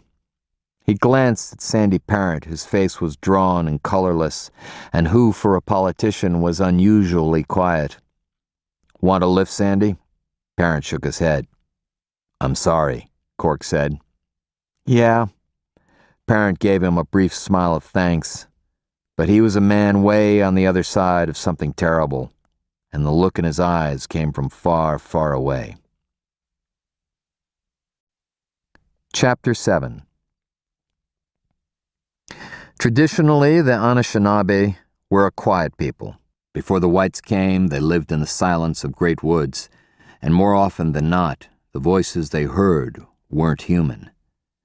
The wind spoke, the water sang, all sound had purpose. When an Anishinaabe approached the wigwam of another, he respectfully made noise to announce his coming. Thunder, therefore, was the respectful way of the storm in announcing its approach. Spirit and purpose in all things, for all creation, respect. The storm that bent the pine trees and the tamaracks, that drove the snow plows from the roads and froze and snapped the power lines, wasn't an angry spirit. In its passage, it created chaos not because of anger, but because it was so vast and powerful, and those things it touched, especially those things human, were so small in comparison. In a way, it was like the bear that Cork had once hunted with Sam Winter Moon, huge and oblivious. If the storm, in fact, was responsible for the disappearance of the boy, Cork knew it was not a thing done maliciously. In his experience, only people acted out of pure malice. When he finally reached Darla's house, the porch light was on, and he saw an ancient Kawasaki snowmobile parked near the steps. As he approached the machine, he knew without actually seeing that under the engine, oil was staining the snow. He knew it because the machine belonged to Father Tom Griffin and was the oldest of its kind in Tamarack County. It always leaked oil. He rang the bell, and a moment later Darla opened the door. "Cork," she said, and gave him a nervous look and stepped back. The priest was beside her, out of sight for a moment, but Cork could see his shadow on the wall, a tall, lanky silhouette.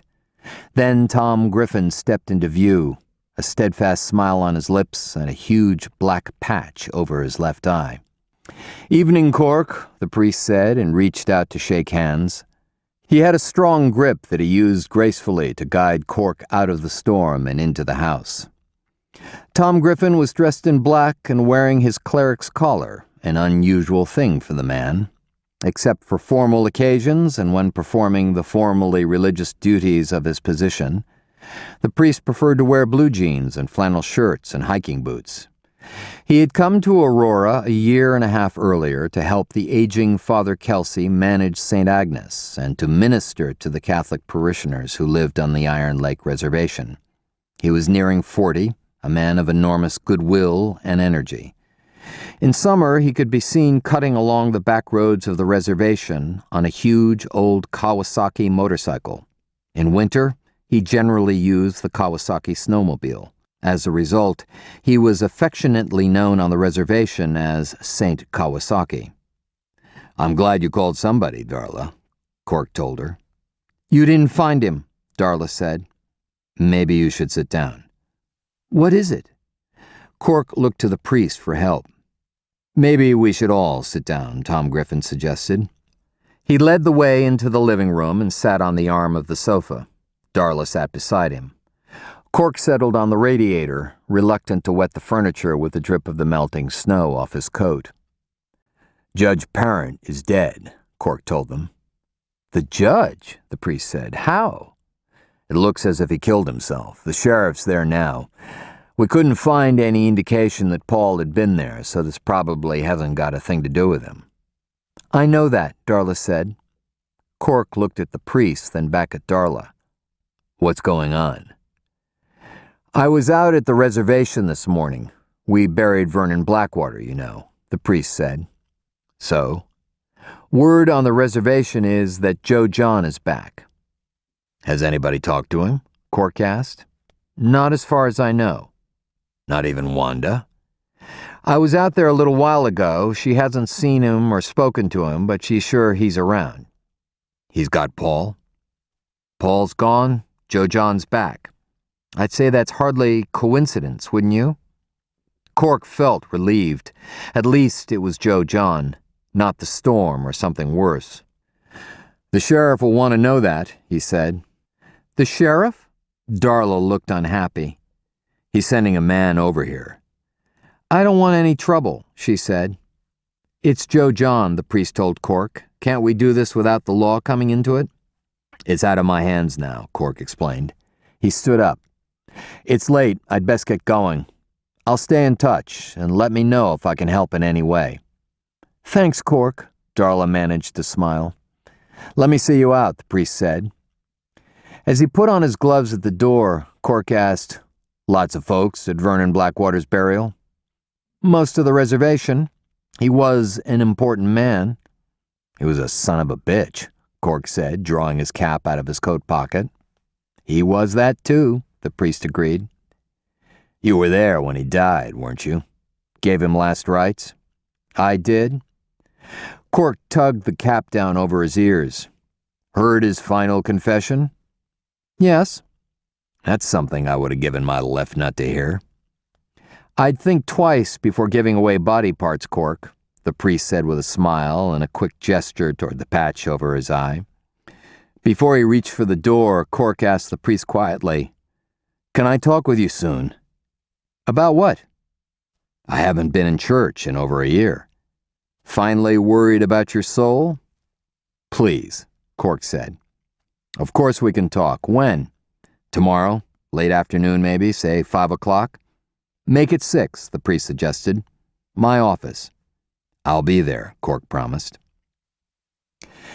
In the brief time Cork was inside, his Bronco had become snow-covered again. He started the engine, then stepped out to brush the windows clean.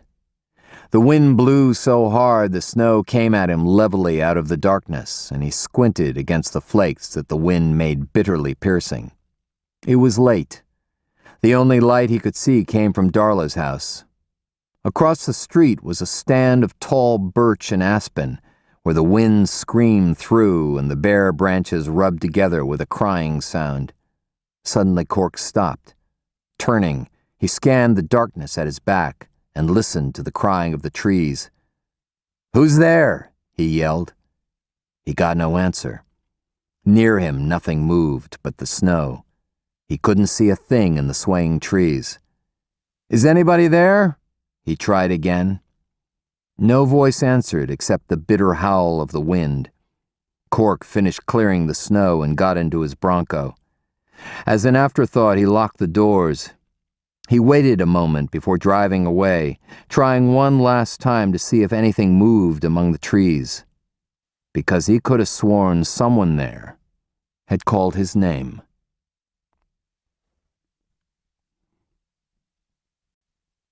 Chapter 8. Next morning, Cork rose in the dark, stumbled to the kitchen, and started coffee dripping in the Mr. Coffee. He showered, shaved, and dressed. Back in the kitchen, he poured himself a cup of coffee and looked out the window. Over the lake, the sky in the east was just turning a faint powdery blue. He put on his coat, went to the back room, scooped a quarter bucket of corn from the sack, and made his way down to the shore of the lake. In the night, the storm had moved east beyond Lake Superior and into the upper peninsula of Michigan. Its passing left the sky clear and with a few stars still shining. The snow lay smooth and deep, cast in the pale blue-gray light of early morning. The air was so still, the white smoke from the chimneys in town rose up straight as birch trunks. Cork loved the painful cold of the morning, the brittle new snow beneath his boots, the breathless clarity of the sky. He loved Aurora deeply in such moments. The geese were on the water. He was glad to see that they'd made it through the storm. They honked and paddled nearer when they saw him, but they wouldn't come all the way to shore. He kicked a big circle in the snow, clearing it, as he had done with Anne, down to the frozen ground underneath. He shook the grain out of the bucket. After he'd stepped well away, the geese came quickly. The sun still wasn't up when he left the cabin, but a big bubble of yellow light showed where, in half an hour, it would rise over the bare trees on the far side of the lake.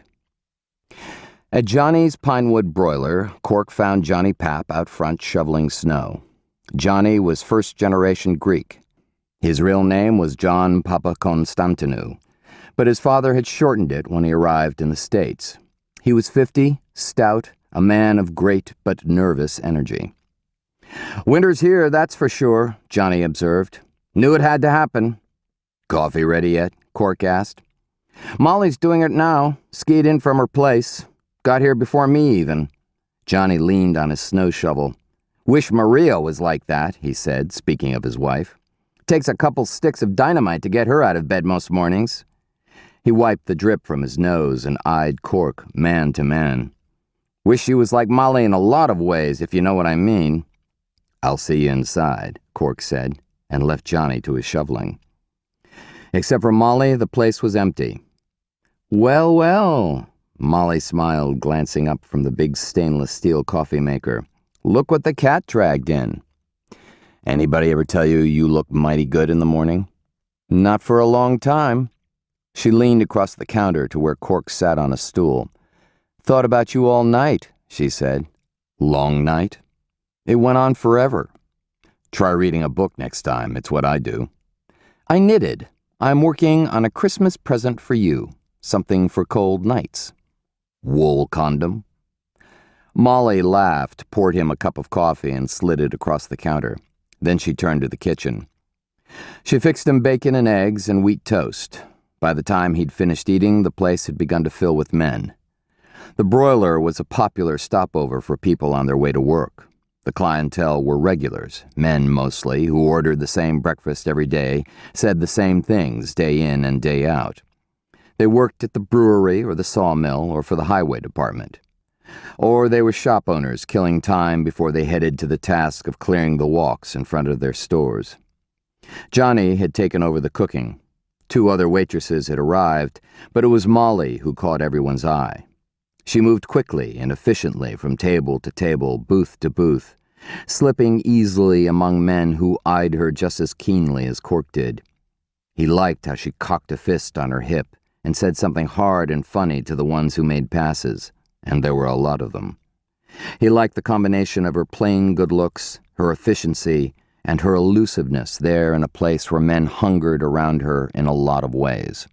She was a woman who knew how to take care of herself. At the register, he spoke to her quietly. "Got it on good authority there's an ex-law enforcement officer heading out your way later. Maybe that civic-minded ex-officer could give you a lift?"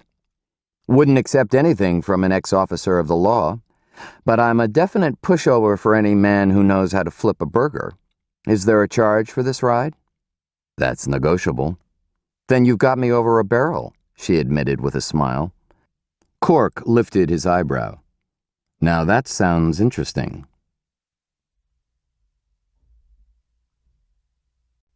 Chapter 9.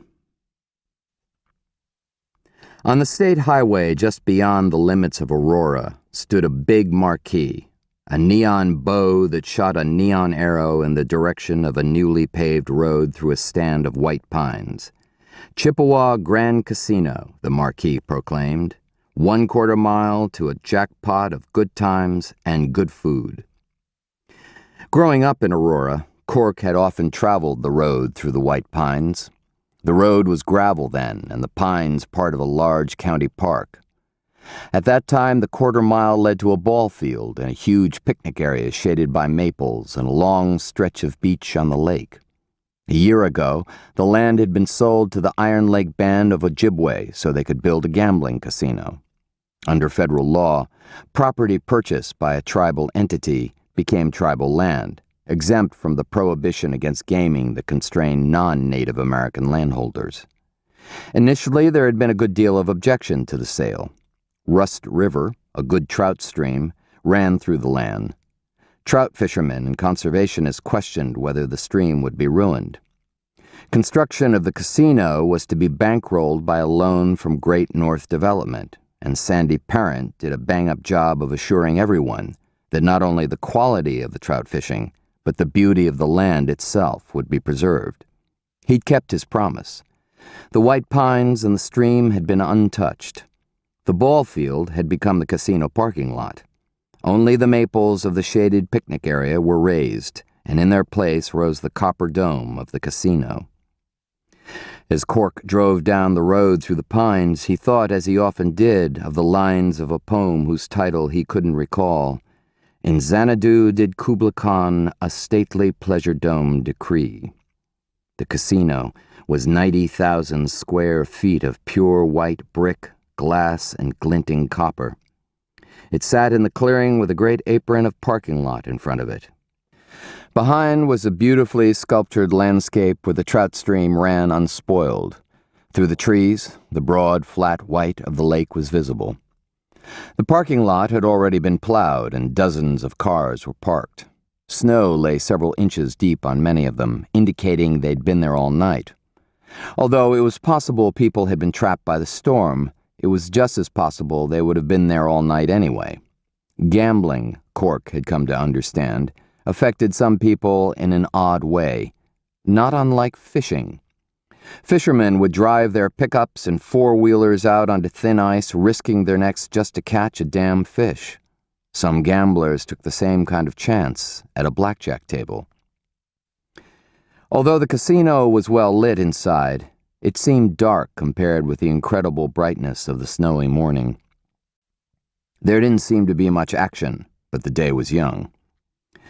Cork caught sight of Ernie Malou, old Henry Malou's nephew, crossing the floor between empty blackjack tables, heading toward the Boundary Waters coffee shop. Cork followed and joined him just as Ernie was bending to a cup of coffee at the counter. "Hey, Ernie, what's up?" Ernie nodded toward his coffee. "Getting a jump start on the day. How's it going, Cork?"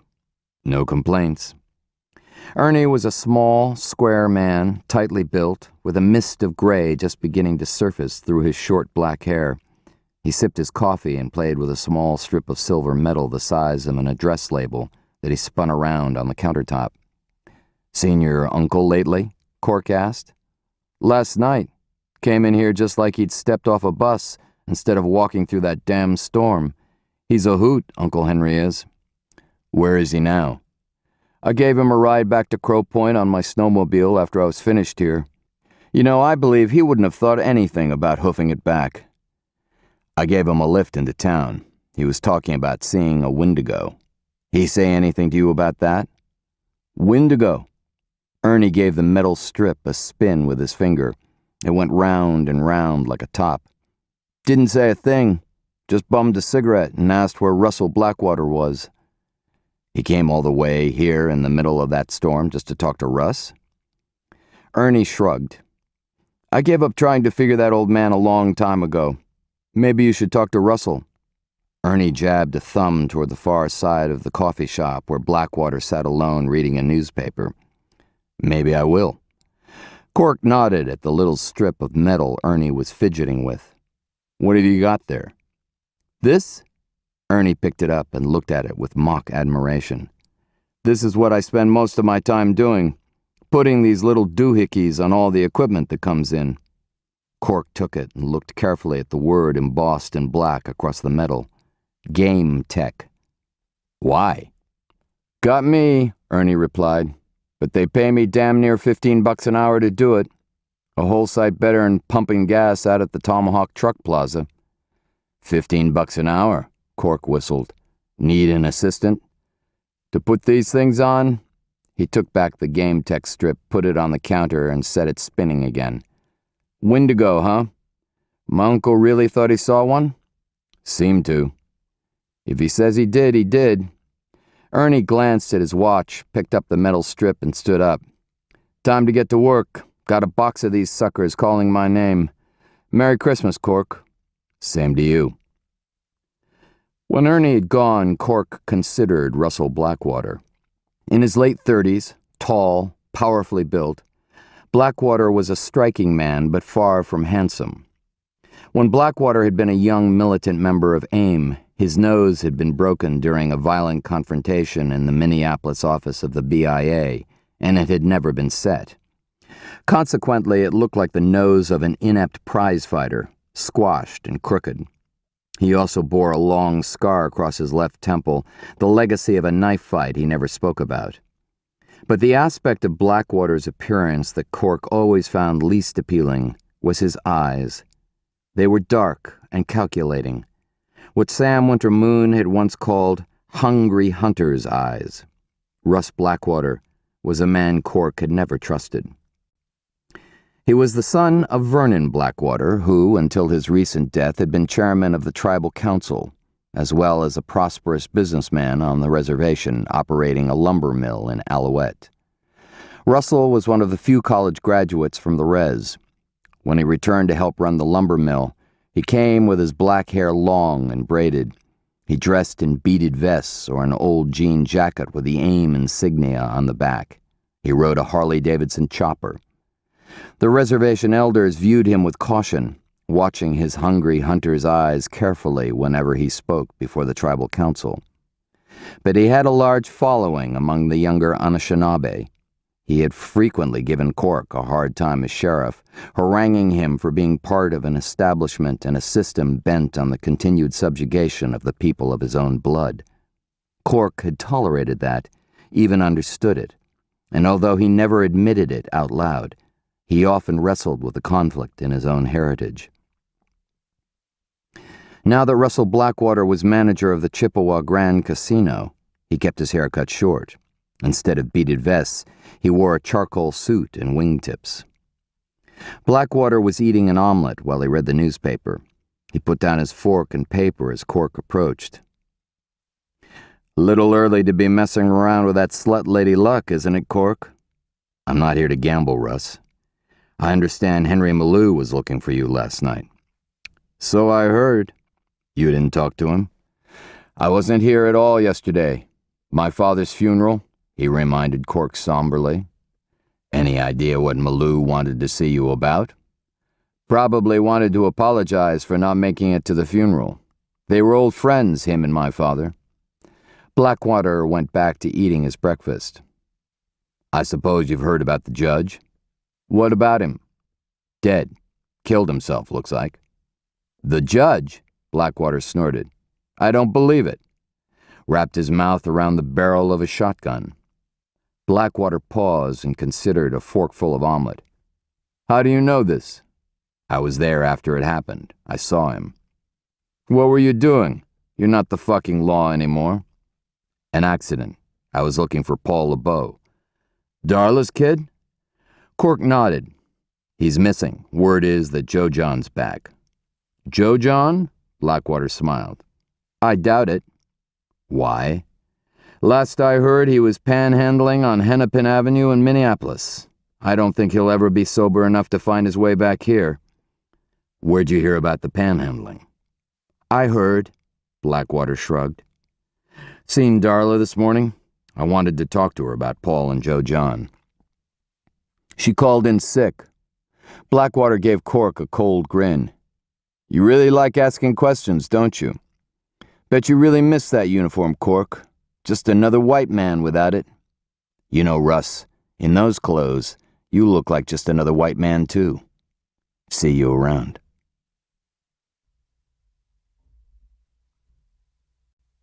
Chapter 10. Back at Sam's, Cork went to the utility shed, a corrugated aluminum thing Sam Winter Moon had purchased from Sears, and pulled out his old cross-country skis. They were ancient wooden touring skis with hard hickory edges. Cork took out a scraper, propped the skis against the picnic table in front of Sam's, and began patiently to peel off the layers of old wax. The snowmobiles were out in force on Iron Lake, zipping about the ice like ants frenzying on a frosted cake. In summer, it was motorboats and jet skis and sailboats. No matter what the season, the lake had little peace. The Anishinaabe called it Gitchie-Misquassab, which meant big rump. In the myth of the Iron Lake Anishinaabe, the lake was formed when Nanabojo, the trickster, attempted to steal the tail feathers from an eagle. As Nanabojo grabbed the feathers, the great bird took flight. Higher and higher it flew, and Nanabojo became more and more exhausted attempting to hold on. Finally, the trickster let go and fell to earth. Where he landed, a great indentation was made from each of the cheeks of his butt. Nanabojo cried from the pain of his fall and filled the double indentation with his tears. Thus, Gitchie-Misquassab. The Iron Lake Treaty of 1873 placed the northeastern cheek of the lake entirely within the reservation of the Iron Lake Anishinaabe. The southwestern cheek became public waters. For several generations, the Iron Lake Band spearfished and gill-netted their own part of the lake without any trouble. Because the language of the treaty arguably gave the Iron Lake Anishinaabe fishing rights on all the lake, the state of Minnesota had for years paid a small compensation to the band for not exercising those rights. The arrangement had been, at least from a white perspective, reasonable. Cork scraped the layers of wax from his skis, thinking about the spring a year and a half before, when everything changed. Several weeks before the first day of spearfishing season, which preceded all other forms of fishing in the state and was limited to Native Americans, Russell Blackwater, speaking on behalf of the Iron Lake Band of Ojibwe, declared that the people intended, for the first time in over 100 years, to spearfish and gill-net all of Iron Lake and its tributaries, not just that portion within reservation boundaries. Speaking for the tribal council, of which he was an elected member, he decried the state's policies of the past that offered the Anishinaabe a pittance in exchange for their treaty rights. He characterized the arrangement as just another in a long line of maneuvers by the white man to take from the people what had been a gift to them from Gitche-Manadu, the Great Spirit. The resort owners and the white fishermen immediately raised an outcry. A group calling itself SOAR, which stood for Save Our Resources and Environment, quickly formed and sought an injunction against the Anishinaabe. As she had so often in the past, Joe O'Connor represented the interests of the Iron Lake Band of Ojibwe in an expedited hearing before a federal judge in Minneapolis. The court found in favor of the Anishinaabe. The next move for SOAR was to appeal to the state's Department of Natural Resources, whose responsibility it was to oversee the fish population in all Minnesota waters. SOAR's contention was that the level of gill netting and spearfishing the Iron Lake Band proposed would, in conjunction with normal line fishing, result in the depletion of the fish population. The DNR agreed, and their own attorneys sought an injunction against the Anishinaabe. Joe O'Connor, on behalf of her clients, argued that while the DNR did in fact have the right to enforce limits, they had no right to control how those limits were reached. In essence, the terms of the 1873 treaty gave the Iron Lake Band of Ojibwe the right to take the full limit allowed by the DNR from the lake, if they so desired. The court promised a ruling before opening day of spearfishing. None of the legal maneuvering took place in a vacuum of dry proceedings. Outside the courtroom buildings, SOAR members rallied, their numbers swelled by other fishermen who feared the ramifications of the legal decisions handed down in the case of the Iron Lake Ojibwe. Helmut Hanover, owner and editor of the weekly Aurora Sentinel, published a letter from a group calling itself the Minnesota Civilian Brigade, warning that if the government didn't stop interfering with rights of American citizens, civil rebellion was the only recourse. As the most visible and outspoken of the Anishinaabe, Russell Blackwater received a number of anonymous threats. In a television interview with a Twin Cities station a week before the fishing was to begin, Blackwater declared that if the whites wanted to wage war, the Anishinaabe were more than ready.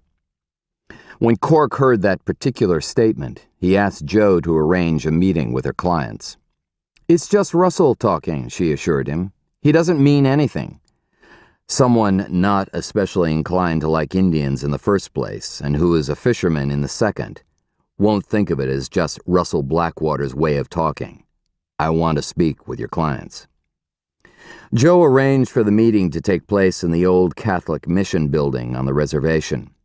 Since 1953, when Congress passed Public Law 280, transferring jurisdiction on Minnesota reservations from federal hands to the state, it had been the responsibility of Tamarack County to provide law enforcement for the Iron Lake Reservation. Not an easy job, considering the distrust that existed among the Ojibwe regarding the white legal system. Before Cork became sheriff, it was rare that a law enforcement officer would even set foot on the reservation. Cork had never sent a deputy there, knowing full well nothing useful would come of it. Reservation affairs he handled himself. More often than not, even he came away feeling that he'd trespassed. When Cork drove into the meadow where the small white mission building stood, he found the structure surrounded by the cars and trucks of the reservation Anishinaabe. The building had fallen into disrepair from years of neglect, but St. Kawasaki had been working steadily on revamping the structure. Inside, the Anishinaabe were seated on old rough pews amid the boards and sawhorses that were the evidence of the priest's steady labor. "You're part Shinob," Blackwater began the meeting. "What I'd like to know is who the hell's side are you on anyway?" "I'm not on a side," Cork explained. "My job is to abide by the law and to see that everyone else in Tamarack County does too." "Whose law?" Wanda Manydeeds asked from the back of the room. "The white man's law?" "The law decided by the court," Cork replied. "The white man's court," Wanda Manydeeds accused. "What about justice? Most of us here know from experience that justice and the white man's law aren't the same." A lot of heads nodded in agreement. "Law is in books," Cork told them. "Justice is a point of view. I can't enforce a point of view." Blackwater turned to the gathering. "I told you we can't expect any help from this man. Blood of the people may run through his body, but his heart is a white man's heart." "Please listen to me," Cork said. "If the court says you have the right to fish, I'll do everything I can to guarantee that right. If the court says you have no right, I'll be forced to take action against anyone who tries." "Action?" Blackwater let a moment of absolute stillness pass. Then he said, "What would you do? Shoot us?" "That will never happen, and we both know it, Russell. It's happened to the people before. It won't happen here. You have my word on it." "The word of a white man," Blackwater said with disgust. Sam Winter Moon stood up. "The word of a man we all know to be a good, truthful man." "Yeah," Joe John LeBeau spoke up. "I've known Cork O'Connor all my life. I believe what he says. Whatever else goes down, I know he'll do his best to see we're treated fair." "All right," Blackwater said skeptically. "What is it you want from us?" "I don't want a war," Cork replied. "I don't want any more talk about war. I don't want guns carried around out of fear. The surest way to create an incident is to behave as if it's going to occur. Go on about your business just as you always have and wait for the court to make its decision. And be hopeful. Remember, you have the best attorney in the state working for you." He allowed himself a smile and was glad to see many of those gathered smiling in return. 36 hours before opening day of spearfishing, the court handed down its decision. The Anishinaabe had the right under treaty to fish the lake to the full extent of the limit set by the DNR. Cork put all his men on alert and told them they should expect to work extra duty once the fishing began. The evening before opening day, Cork met with those who were going to spearfish. They gathered in Russell Blackwater's trailer on the reservation. Joe was there. So were a half a dozen other Anishinaabe, including Joe John LeBeau, Wanda Many Deeds, Joe John's sister, and Sam Winter Moon. I promised I'd do everything I can to protect you tomorrow. In order to do that, I'm going to need some help from you. What help? Blackwater asked suspiciously. I'm most concerned about getting you from your vehicles into the boats and onto the lake. My guess is that we're going to have quite a crowd there to greet you. The faster you get onto the water, the better. We're not going to run down there like rabbits, Blackwater said. That's not what I'm asking. But the longer you present yourselves as targets to angry people, the greater the chance something can happen. And Russell, if you saunter down there in front of these folks with some kind of attitude, you're just begging for trouble. That's when someone will get hurt. Is that a threat? Blackwater asked. He glanced at the others in the small room. It's a potential. Cork looked around the room himself, pausing briefly to study the Anishinaabe he'd known all his life. These people don't see the world the same way you do. A lot of the resort owners believe that what you're doing will ruin them. These are desperate people, and what I'm trying to make you understand is that there's real danger in what you're going to do tomorrow. It won't be a cakewalk. Sam Winter Moon gave a single slow nod. There's danger in acting, he said. There's also danger in sitting still, Cork. The law is finally on the side of the people. If we sit, what have we gained? Seems to me that if trouble comes, it won't be our doing. It never was, Cork replied. But it's always the people who suffer in the end, regardless of right. My own wish is that you'd hold off doing anything until your council here has had a chance to negotiate a settlement of some kind with the state. That's what you're after, isn't it, Russell? A settlement with the state will be easier to negotiate if the state knows we're serious in our intent, Blackwater pointed out. And if someone has already been hurt, Cork added, looking straight into the hungry hunter's eyes of Russell Blackwater. Sounds like another threat to me, Blackwater said. Cork, Joe John LeBeau spoke up. Nobody wants anybody to get hurt. We just want what's ours for a change. Don't you get it? The world's looking on. How can we lose? I can't absolutely guarantee your safety, Joe John. That's my point. When did you ever? Wanda Many Deeds said with a little bitterness. Some of your customers will be in the crowd that gathers tomorrow, Joe John, Cork reminded him. You too, Sam. This isn't about business, Cork. Joe John looked around the room. I can't ever remember feeling so much like one of the people. That's more important to me, to all of us, than anything else. It's not a question anymore of fishing, Sam spoke up. It's a question of what's right, Cork. We've bent like reeds in a river for generations. Bent so far over we've just about forgot how to stand up straight. Look at us now. None of us has ever been so proud of being a Shinob. Cork knew that was true. The feeling in the room of Blackwater's trailer was sweeping all of them along toward some inevitability. Russell Blackwater had brought the possibility of power to the reservation, and everyone gathered was ready to follow him anywhere. We're going to exercise our rights, Blackwater said. We expect you to do your job.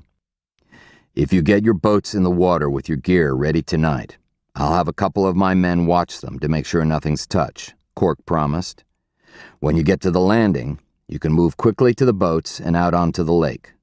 Would you be willing to do that? Blackwater and the others exchanged glances. Sam Winter Moon gave a nod.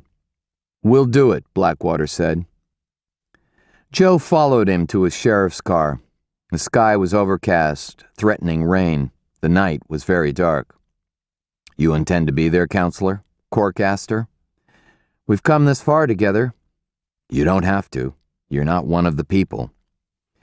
I'll be there to make sure their rights are observed. I'll be there for that. She regarded him with the same skepticism Russell Blackwater had. You're divided. I'm not. I have a duty clearly spelled out. You have an electorate clearly at odds with you. I'll do my duty. So will I. She looked back toward the trailer.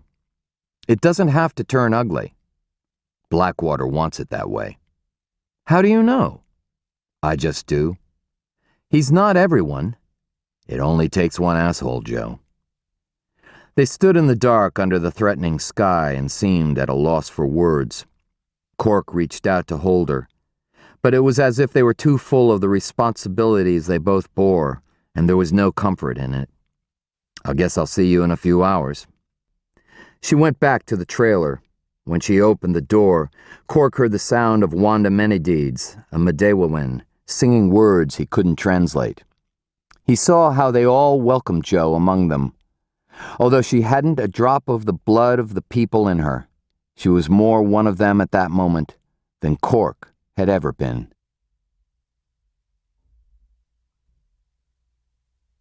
This ends Iron Lake, Disc 3. Morning came gray and drizzly. Well before dawn, Cork had his deputies deployed along the path from the parking area to the boat landing. The small motorboats were tied up and waiting, their nets loaded. Cork was glad he'd talked Blackwater into that at least. Some of the crowd had been there a good part of the night, but most had begun to gather an hour or so before dawn. A few barrels had been filled with wood and fires started, and people gathered around them warming hands and sipping coffee from thermoses. A couple of equipment trucks from television stations in Duluth and the Twin Cities were parked with their engines running, white exhaust mixing with the gray drizzle.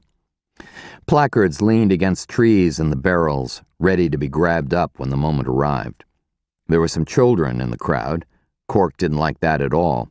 He asked the parents to take the children home, but they refused. At 5:35, he got word over the radio that Helmut Hanover of the Aurora Sentinel had received a call from an anonymous spokesman for the Minnesota Civilian Brigade, threatening some form of retaliation if the Indians fished. Cork had no time to consider this development. Less than a minute later, just as the drizzle seemed to let up and the faintest hint of morning light crept across the lake, Deputy Jim Beaudry radioed that the procession of vehicles he was leading from the reservation was only a mile from the landing. Earlier, Cork had given instructions to his men to clear a corridor from the parking area to the lake as soon as he gave them the word. He told them now to get started. The crowd, who'd been quiet and had even seemed a little sleepy, came suddenly to life and began chaotically to gather behind the lines formed by the outstretched arms of the deputies.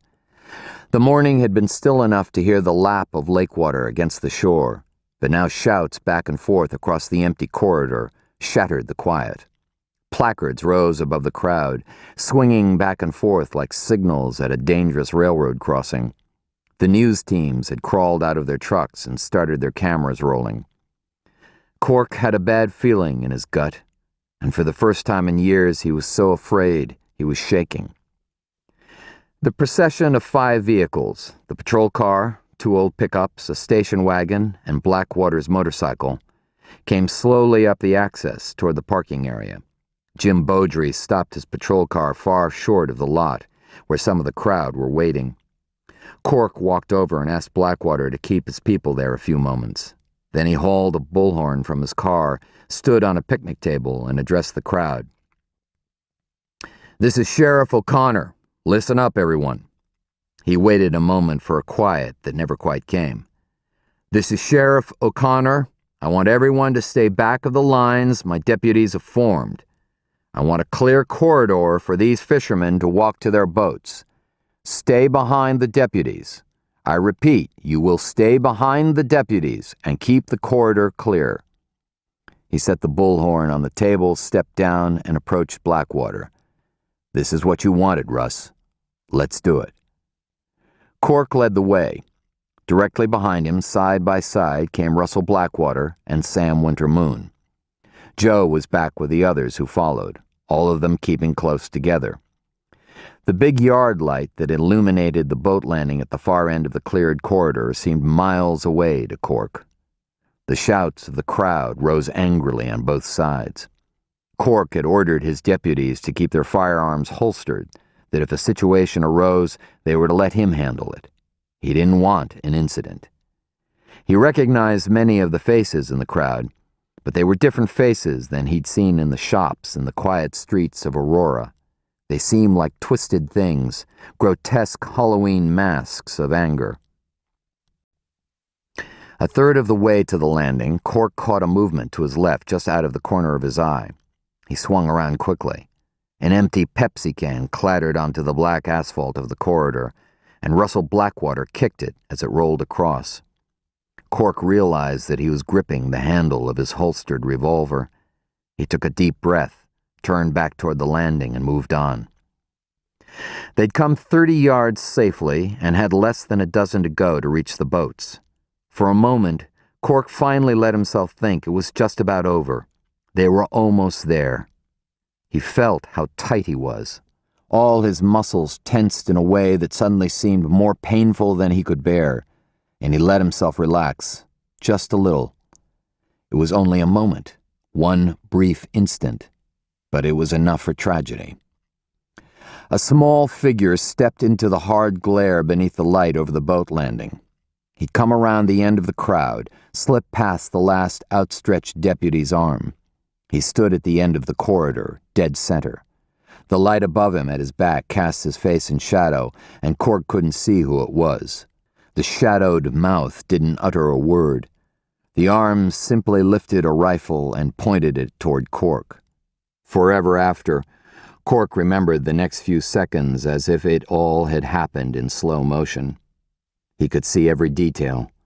The drizzle-wetted hair plastered to the top of a balding little head, the dark outline of ears sticking out like handles on an urn, a moment of illumination as the face turned slightly, looking from side to side behind Cork, and finally the slow drawing back of the hand that operated the pump. Cork's own movement seemed like something done underwater, nightmarishly slow, reaching toward his holster, fumbling with a strap over his revolver, starting to draw the firearm clear. All of it, too slow. Fire flashed from the rifle barrel. There must have been a sound, but Cork, in all his remembering, never heard a sound.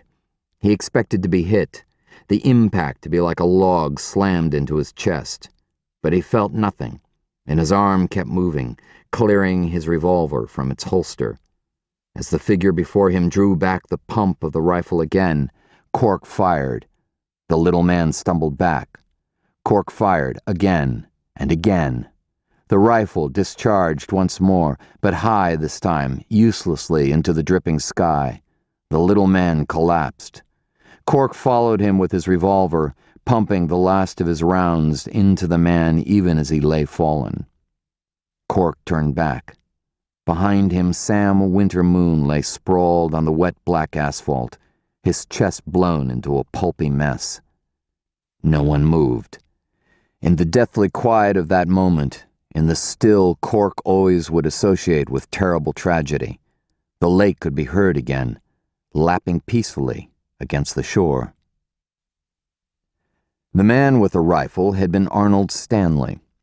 All his life he'd held a safe job as an accountant in Chicago. But at 50, he'd risked his whole savings to buy the Bayside Inn, a small resort on a southern inlet of Iron Lake. He was a small, pop-eyed man, nervous.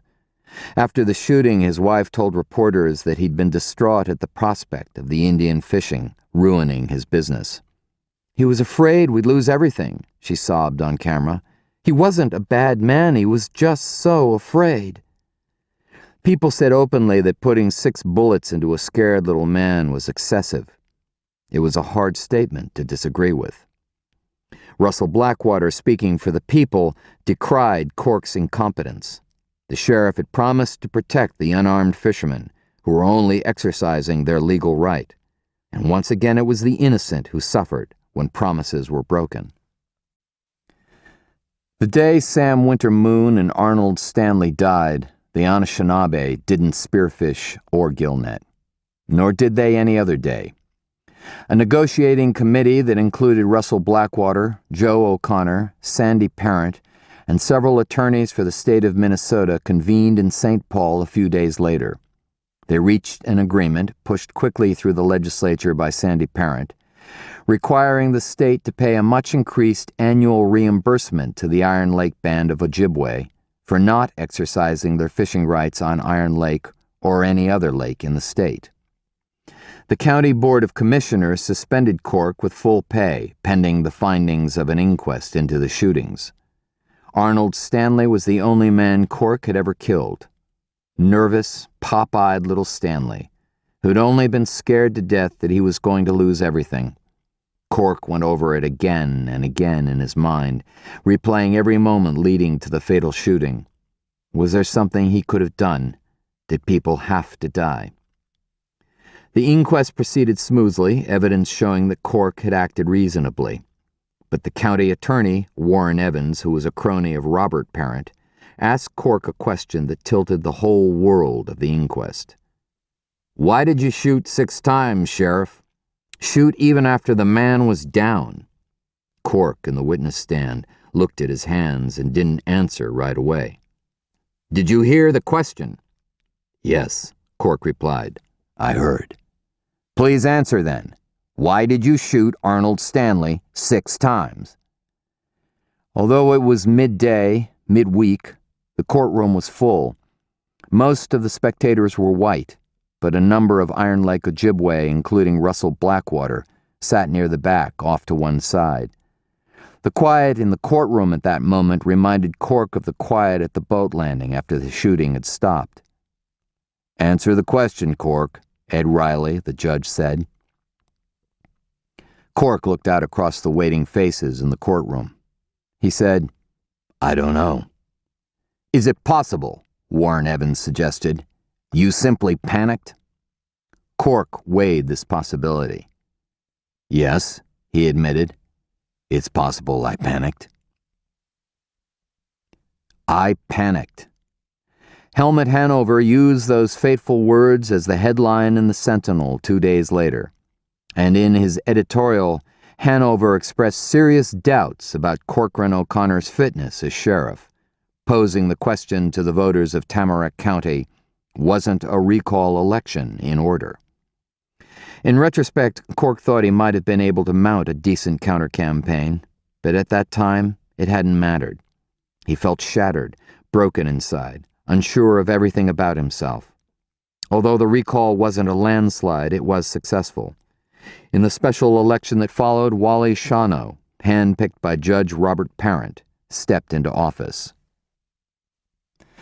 When he'd cleaned the old wax from the skis, he took a break, lit up a Lucky Strike, and stared across the lake toward the barren trees that lined the shore in front of the casino.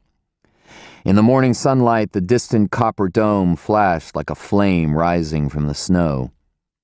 Cork understood that, in a way, laying most of the blame for the tragedy on his shoulders had made the casino possible. Sandy Parent could never have convinced the white population of Tamarack County to approve the land sale if they'd perceived the Anishinaabe to have been responsible for Stanley's death. And Blackwater could never have convinced the tribal council to go forward in the first place if he hadn't also convinced them that it was Cork's incompetence rather than the greed and anger of the whites that had caused the death of Sam Winter Moon. Joe's fortunes had risen with the Anishinaabes, and through her association with Sandy Parent, whose own political star was well on the rise. Cork tried not to be bitter over it. In the end, prosperity had come to almost everyone in the county, red and white. What was one man's life, or 2 or 3, compared to the welfare of so many? Not much, he admitted, as he flicked his cigarette into the snow. The ember hissed a moment, then died. Not very damn much, unless it was your own.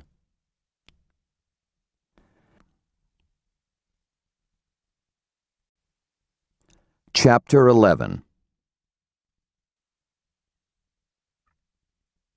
In the parking lot of Johnny's Pinewood Broiler, Molly Noorami clipped on her skis and headed toward the lake 3 blocks away. Outside the small business district of Aurora, the streets hadn't been touched by a plow blade. Although sidewalks had been cleared or were being cleared, most of the town looked as it had in the early light when Molly came off the lake on her way to work. Drifts sloped against anything upright, fences, hedges, walls. Slender tree limbs wore a thick white layer like icing on a dessert bar.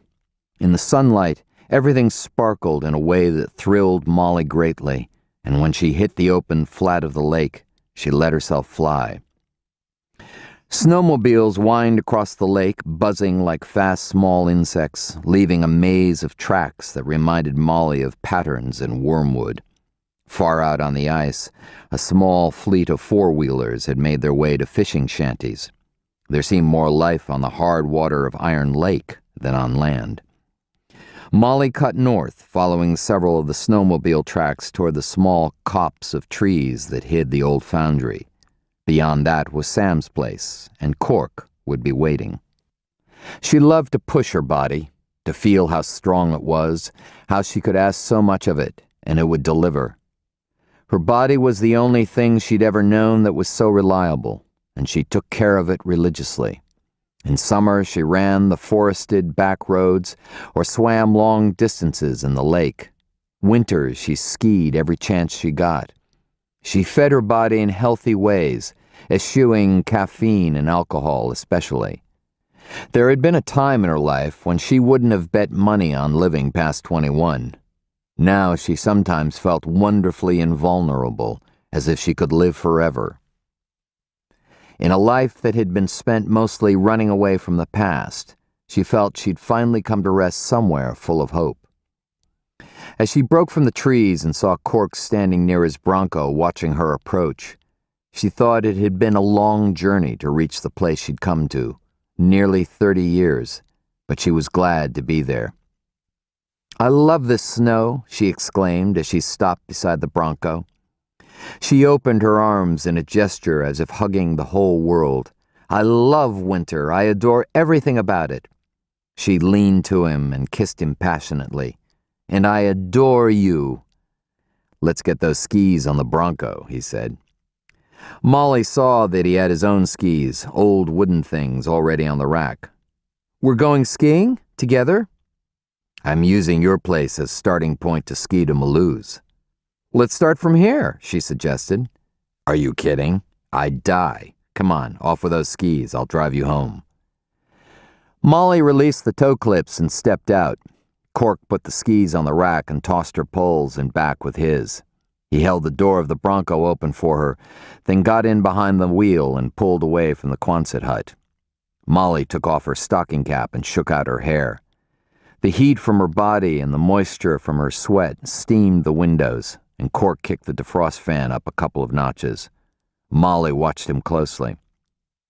"You've been thinking about Sam Winter-Moon and Arnold Stanley," she said. He was surprised, but tried not to show it. "What makes you think so?" "I can always tell. Your face gets like a mess of old knotted-up rope." Molly slid across the seat so that she was against him. "I've got an idea. Let's go to my place, do the sauna, roll in the snow, and screw ourselves blind. That'll take the knots right out of you, I guarantee." "Can't," Cork said. Molly ran her hand slowly up his thigh. "Not true." She smiled. "I mean, I don't have time right now. Like I said, I'm on my way to see Henry Maloo." "All right." She shrugged and slid back across the seat. "Your loss." Although she said it without malice, Cork still felt guilty. "Want to come with me?" They turned off onto County Road AA, which curved around the north end of the lake toward Molly's place and the thick pines of the Superior National Forest. Maloo's cabin stood on a piece of reservation land just beyond. "Does Maloo have anything to do with the judge?" she asked as she watched the endless snowbanks sliding past. "You heard, huh?" "This isn't exactly New York City, Cork. Death here is big news. Was it awful?" "I've seen worse." "Is that supposed to impress me?" Cork said, "I put Joe through law school by being a cop in the worst part of Chicago. I saw a lot in those days." He drove a little way and out of the corner of his eye saw the pinched look of disapproval on Molly's face. "You're right," he admitted. "You never get used to something like that. It was pretty bad." It's odd. He was just about the last man I would have suspected of suicide. If it was suicide. What do you mean?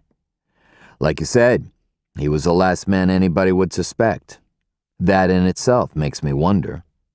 Did he leave a note or something? Nothing. So what then? Murder? Not my jurisdiction anymore. Ask Wally Shawno. She reached out and touched his shoulder. It must be hard sitting on the sidelines. I'm getting used to it, he lied. Here we are. Molly's lane hadn't been cleared, and the plowing of the county road had left a steep snowbank blocking her access. Cork put the Bronco into four-wheel drive and carefully crawled over the bank. He had no trouble in the powdery snow beyond. He stopped in front of Molly's cabin, got out, and pulled the skis from the rack. He changed to his cross-country boots, and as he bent to clip on his skis, Molly asked, "Is Henry expecting you?" "He has a way of expecting everything," Cork replied. Maloo's cabin was made of cedar and had been on its small point of the lake, Crow's Point, for as long as anybody could remember. In winter, when the other resorts were closed for the season, Maloo was Molly's closest neighbor.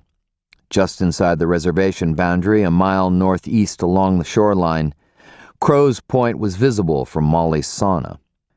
As they started out onto the lake, Cork could see smoke from Maloo's tiny cabin rising up calm and straight as you please into the perfectly still air above the pine trees. The shoreline curved away from them in a ragged arc of inlets and small rocky points. 3/4 of the way across the ice, a long tongue of open water stuck out into the lake. It came from Half Mile Spring, a rush of water that issued from ground so near the lake that it didn't have time to freeze in its journey. They stayed well clear of the mouth of Half Mile Spring. Crow's Point was rocky and steep, and they had to remove their skis to climb up to the old man's cabin. Maloo opened the door to them even before they knocked, and he stood grinning in welcome. An old yellow dog stood patiently at his side, tongue lolling, tail wagging. "Corcoran O'Connor," the old man said. "I see you survived the storm." He laughed in a way that sounded as if he were making fun of Cork's concern for him the night before. "And Molly Noormi. It is always good to see a neighbor's face. Come in, you are both welcome." He stood aside and let them enter. The cabin was a clean and simple place, one room, with a wood stove, bunk, a rough-hewn table, and 2 benches. On the walls hung many objects, some from animals, a bearskin, a bow with string made from the skin of a snapping turtle and ornamented with feathers, a deer-prong pipe. Some of wood, a birch-bark basket, a small toboggan, snowshoes. On the floor beside the bed lay a mat of woven cedar bark. Not far from the stove hung an old Skelly calendar, 1948, with an elaborate cartoon picture of a pretty young lady in revealing shorts, bent to check her makeup in the rear-view mirror, much to the delight of an admiring gas station attendant. Cork handed Maloo a pack of Lucky Strikes, which the old man accepted graciously. Then Cork sniffed at the air. "Somebody sick?" he asked. "Smells like you've been burning cedar." "I purify the air, I purify the spirit," the old man said. "Also, I have been baking. I have baked buttermilk biscuits. Will you eat with me?" They sat at the table, and the old man brought the biscuits and butter and a clay jar of honey. "I have blackberry tea," he told them. He turned to the stove, but before he could move toward it, the blue tea kettle jumped and rattled of its own accord. Molly jerked, startled, and the dog leaped up, growling fiercely. "Go back to sleep, Walleye," the old man said to the dog. "What was that?" Molly asked, breathlessly. "A Wendigo is about," Maloo replied, and went to fetch the tea. Cork explained the myth of the Wendigo, the cannibal giant whose heart was ice, and Molly looked with wide eyes at the tea kettle in Maloo's hands. "Don't worry," Maloo told her. "The Wendigo is not hunting you." To put her at ease, the old man entertained them, made them laugh with his stories of all the years in that place. He told stories of Sam Winter Moon and the pranks he used to play as a young man on the Iron Lake Reservation. "He was hunting once near the edge of the reservation," Malou said. "A duck fell right out of the sky at his feet. As he picked it up, a white hunter appeared and claimed the duck was his because he'd shot it. Sam Winter Moon pointed out that the duck was on reservation land, and so the hunter had no right to it. The hunter claimed it was his because the duck was not on reservation land when he shot it. Sam Winter Moon looked at the man who was angry and at his rifle and suggested a way to decide. "We will have a contest," he said. "We will kick one another in the nuts, and whoever is still standing will get the duck." The white hunter, who was a very big, mean-looking man, agreed. Sam said he would go first. The white hunter braced himself, and Sam Winter Moon gave him a good kick. The man turned red, then blue, then white. He staggered around, holding himself in great pain. After a few minutes, he drew himself up and said to Sam Winter Moon, "Now it's my turn." But Sam Winter Moon said, "You win," handed him the duck, and walked away. Malou laughed. He was a good man. He was a warrior. His Anishinaabe name was Anamakika, which means, "It thunders." When they rose to leave, Malou said to Cork, "I have something for you." He went to a basket set in a corner and pulled something out. He returned to Cork and pressed a bit of dried root into his hand. Cork nodded and turned to Molly. "Could you wait outside for a moment?" "Sure." Molly left, closing the door behind her. "I need to ask you something, Henry." "Ask then," the old man replied. "You said you heard the Wendigo call a name as it passed overhead. What name?" The old man shook his head. "With the Wendigo you cannot help, Corcoran O'Connor. I do not think you are the one to fight the Wendigo." "Tell me this. Was the name Judge Parent?" The old man laughed. "That is a name I would not mind the Wendigo calling, but it was not the name I heard." "Was it Paul LeBeau?" "Joe John's boy?" "No." The old man put his hand on Cork's shoulder. "It will do no good, but I will tell you the name I heard. The name the Wendigo called was Harlan Litton, and that is another name I do not mind the Wendigo calling." He walked Cork to the door. "Thank you for visiting. I am grateful for your concern over an old man." Cork hesitated before leaving. "What is it?" Malou asked. "Sam told me once that a man knows when the Wendigo is coming for him. Is that true?" "A man who listens will hear his name." The old man stared at him a moment. "You heard?" "No." Cork shook his head. "I'm sure it was just a trick of the wind." "A man knows the difference between the Wendigo and the wind." "Thank you, Henry." The old man touched Cork's chest with the flat of his hand. "Mangi Deye," he said. "Be courageous." Molly was waiting for him on the lake. She already had her skis on. As Cork clipped his boots onto his skis, he said, "Come on, I'll race you back." She beat him by 100 yards, and the bronco turned to him scolding, "It's those coffin nails you smoke." "No," Cork replied as he came up to her. "I just like the view from behind." And he kissed her. He reached into his pocket and pulled out the small gift Malou had given him. "What is that?" Molly asked. "A little bit of root from a wild pea plant."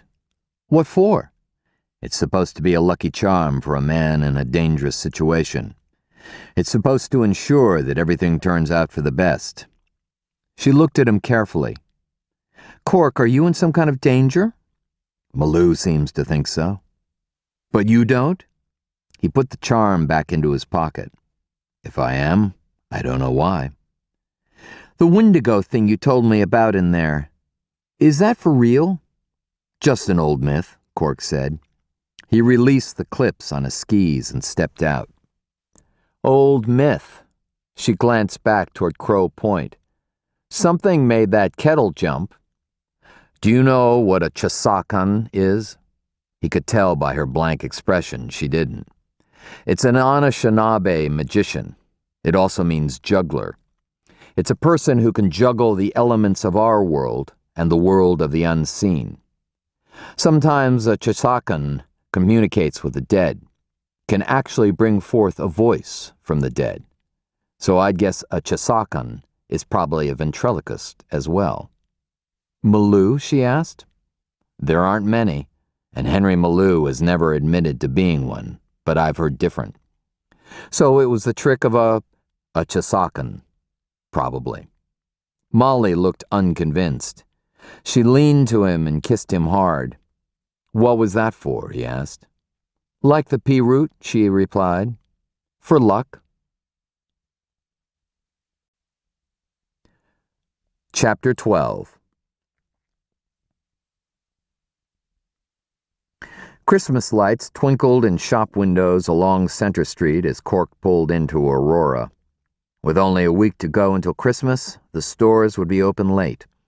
Cork spotted a woman standing in front of Lenore's toy and hobby shop. Although the temperature was in the teens, she wore only a light sweater. Cork pulled into a parking space, stepped out of the Bronco, climbed over a snowbank, and walked to where the woman stood. "Christmas shopping, Arletta?" he asked. Arletta Shawano glanced at him, and a frown came to her pretty face. "Wally?" Corcoran O'Connor. "Sheriff O'Connor," she suddenly brightened. "I can't seem to remember if I've bought gifts for the children." "Here," Cork said. He took off his leather jacket and put it around her shoulders. She was shivering. "Janie told me she wanted a game this year. Clue, I believe. I think that sounds fine, don't you? Clarissa says she wants a Barbie doll, but she has so many already." Janie was 35 and lived in Baltimore.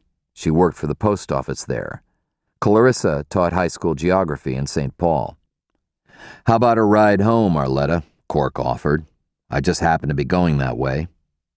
"I don't know," Arletta Shawano said.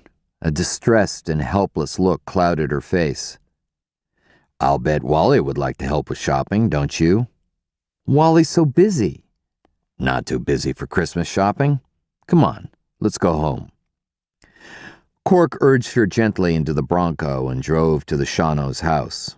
Wally Shawano opened the door, and Cork could tell from the relief that flooded his face he'd been worried sick. "I found her Christmas shopping," Cork explained. "Sheriff O'Connor was very kind, dear," Arletta said. Wally handed Cork back his coat. "Thanks," he said. "You're chilled, Arletta. Why don't you go put on a warmer sweater?" "I think I will." She smiled and walked down the hallway toward the back of the house. "I called everywhere. The housekeeper had to leave early. It was just a few minutes, just a few goddamn minutes," Shawano said miserably, and she was gone. "Not many places to get lost in Aurora, Wally," Cork said. Shawano shook his head. "It only gets worse." "I'm sorry." "Now you're doing," Shawano said, offering his hand to Cork. "Thanks again." Cork started to turn away. "By the way," Shawano said, "I called Doc Gunner this morning. Sandy Parent was absolutely right. The judge was in bad shape, riddled with cancer. Gunner said he only had a few months to live. Guess we've got a motive for suicide." "Did Sigurd authorize an autopsy?" "You know how much an autopsy costs, Cork. Sigurd didn't see anything he felt justified in autopsy." "How about the LeBeau boy? Any word?" "Darla says she got a call from the boy last night. She says he's with his father, safe. Maybe it's true, maybe it isn't. It's clear she doesn't want me involved. Unless Darla makes an official complaint, I can't do anything anyway." Arletta Shawano stepped back into the room wearing a heavy white wool sweater. She came toward Cork, smiling warmly. "Sheriff, what a nice surprise." Cork glanced at Shawano, who looked down. Molly had talked him into a sandwich at her place, hummus, sprouts, and tomatoes, that he'd washed down with a beer, so he wasn't hungry.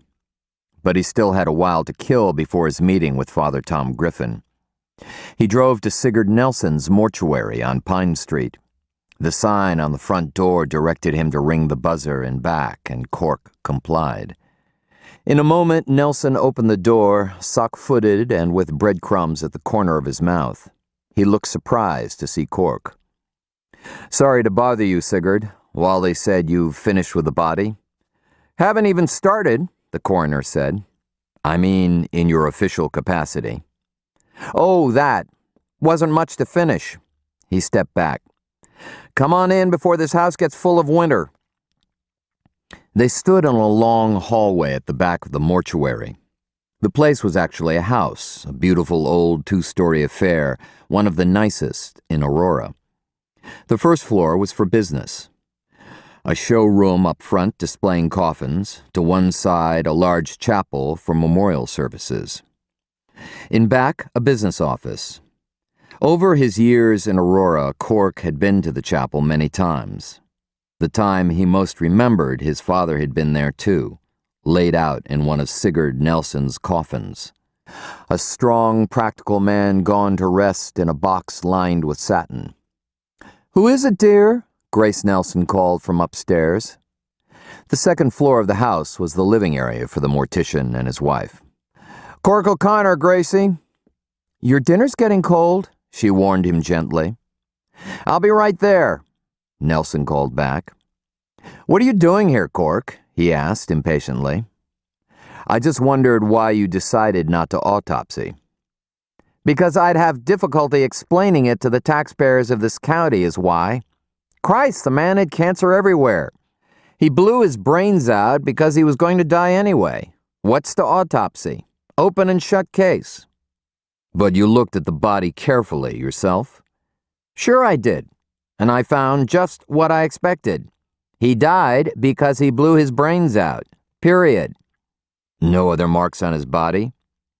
"Why would there be other marks?" "Mind if I have a look?"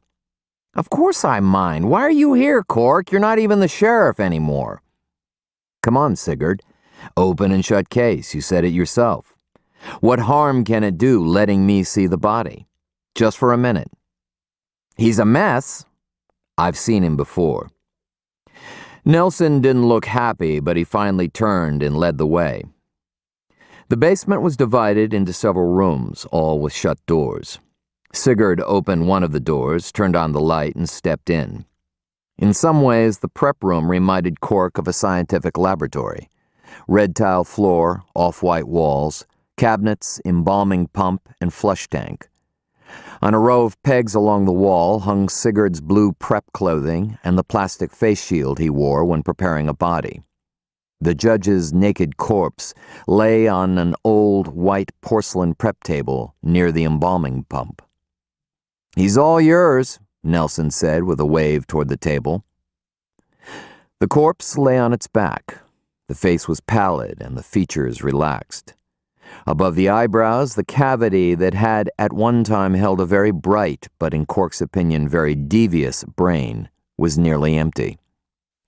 With the top of the skull blown away, the head was crowned by a blood-crusted rim of jagged bone. Cork looked carefully at the neck, the wrists, the ankles, the ribs. "If you're looking for bruises, you won't find any," the coroner told him. "He wasn't tied up, beat up, or strangled. He just blew his brains out, okay?" Cork looked closely again at the judge's arms, then at his thighs, and finally his abdomen. "Help me turn him over, Sigurd." "Why?" "Just help me, will you?" Nelson gave a reluctant hand. Cork studied the judge's shoulders, the back of his arms, the small of his back, the cheeks of his buttocks. "What the hell are you looking for, anyway?" Sigurd demanded. "Nothing. Just looking." "Just looking?" Nelson grunted as they turned the body onto its back again. "Chalk it up to idle curiosity, Sigurd," Cork said. "Idle curiosity? I swear to God," the coroner said, growing red with indignation. "I've got a perfectly good dinner getting cold." Nelson draped the body with a sheet and flipped off the light switch. He followed Cork upstairs. At the door, he warned, "Cork, I got half a mind," but he didn't finish. "Thanks," Cork said, and started away. At his back, Nelson slammed the door. The coroner had a right to be upset. Cork had no business looking at the body, no business thinking about the case at all. But an Ojibwe boy was missing, and Henry Malou was sure that a Wendigo was about. And although Wally Shawno was a good cop, he was 100% white. And neither the boy nor the Wendigo would matter as much to him as they did to Cork. Cork sat in the Bronco thinking about the body of the judge. He'd come because he was always suspicious of an easy explanation. Few things were so sure and simple that they could be taken at face value. If he'd believed Sigurd had done a decent job as coroner, he might not have asked to see the body. He was glad he had. He was running late, but he wanted to stop by Darla LeBeau's house. The place was dark, the sidewalks unshoveled. He rang the front bell anyway.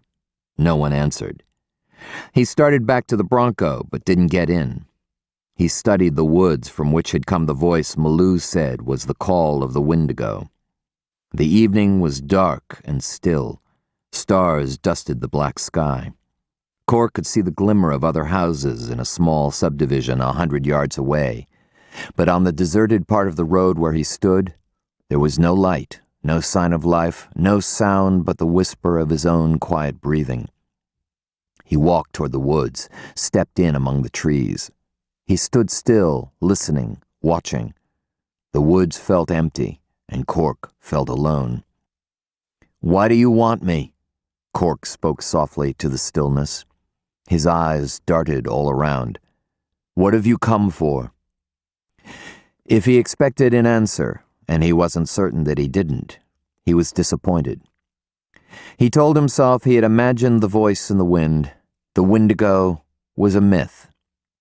But there was a part of him that knew different. Sam Winter Moon had cautioned him long ago that it was best to believe in all possibilities, that there were more mysteries in the world than a man could ever hope to understand. Chapter 13. The rectory door was opened to him by Ellie Gruber, a stout woman in her late 50s who'd been housekeeper for the ancient Father Kelsey more than a decade. She told him Father Griffin wasn't there yet, but she showed him to the priest's office and brought him coffee. Cork could hear a television in another room. Ellie said the Timberwolves were playing the Bulls. Cork could also hear Father Kelsey mumble and groan, and occasionally toss in an unpriestly expletive. The Timberwolves must be losing, Cork smiled. Father Tom Griffin's office was a mess of papers and books covering every flat surface of the room. The furniture consisted of a desk with a telephone and a small brass lamp, 3 scarred wooden chairs, an ancient green filing cabinet, and in front of the window, a typing table with an old Olivetti electric. A crucifix hung on one wall. On another were several framed photographs. Against the third stood a bookcase with every shelf crammed full. Cork gravitated to the photos. He believed a lot could be inferred from the photographs a person chose to display. In Father Tom Griffin's case, Cork saw much of the road the man had traveled to reach that cluttered office. One photo showed a young Tom Griffin, a long and lanky college kid in a Notre Dame baseball uniform, with a self-confident and likable grin. Another, taken much later, showed him in his collar standing with the Pope. The Pope looked small and severe next to the tall priest, who was relaxed and smiling. Several of the other photos seemed to have been taken in Central America. They were village shots, dusty streets or cobblestone, and shy, emaciated mestizo kids smiling for the camera. The last picture was quite recent, taken on the Iron Lake Reservation, and showed Tom Griffin standing beside the mission building he was restoring. With him stood Wanda Manydeeds. It was fitting. The priest and the Medewawin. Wanda looked serious as ever. The priest, although he had a black eye patch now and he'd let his hair go shaggy, was still smiling just as broadly as the kid in the photo who'd played ball for Notre Dame. Tom Griffin's eye wasn't the only wounded part of his body. The priest bore other scars, some visible on his hands and arms. Although he had never asked the priest directly, Cork had heard about the long political internment that had ended the cleric's involvement in the church in Central America. This information was always offered in a hushed tone, as if to the conservative parishioners of St. Agnes it was some kind of questionable skeleton in the priest's closet. Tom Griffin caught Cork by surprise, sweeping into the room suddenly, bringing with him the hard cold that had stiffened his old leather jacket. He wore a stocking cap with the red face mask still pulled down, so that with only the eye holes and nose hole and mouth, he looked like some kind of demon conjured out of a North Woods black night. "Sorry I'm late, Cork." He pulled off the stocking cap and mask. "Didn't hear your snowmobile, Tom," Cork said. "It died on me out at the mission this afternoon. That's why I'm late. Had to hitch a ride in the back of a pickup." He shrugged off his coat and threw everything on a chair already occupied by a stack of papers. He wore a red plaid flannel shirt, faded jeans, and hiking boots. Rubbing his cold legs vigorously, he smiled at Cork and said, "I've taken to calling it Lazarus because starting it's like trying to raise the dead." "I see Mrs. Gruber got you some coffee. Good. I think I might have something a little stronger. Care for a beer? I've also got some Chivas Regal that would spice up that coffee nicely." "I'm fine, thanks," Cork replied. "Suit yourself." The priest stepped over to the file cabinet, opened the top drawer, and took out a bottle. Lifting a plastic cup from the top of the cabinet, he cleaned out something with his little finger and poured in the whiskey. He cleared off a chair and pulled it up next to his desk, motioning for Cork to go ahead and sit.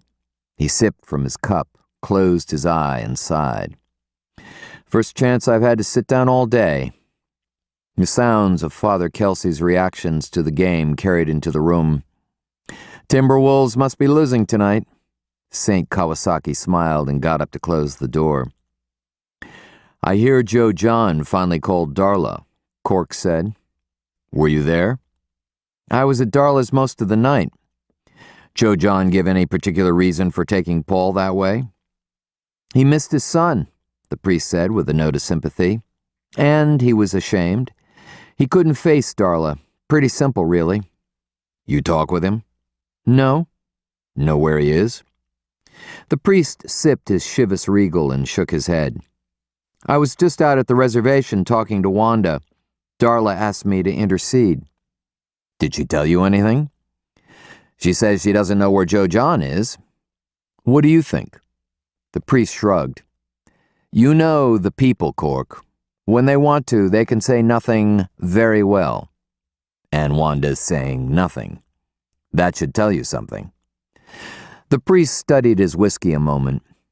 "I have a good feeling about this. Somehow it's all going to turn out for the best." "I wish I did," Cork said. "Maybe that's the difference between the law and religion. I hope for the best. You're prepared for the worst."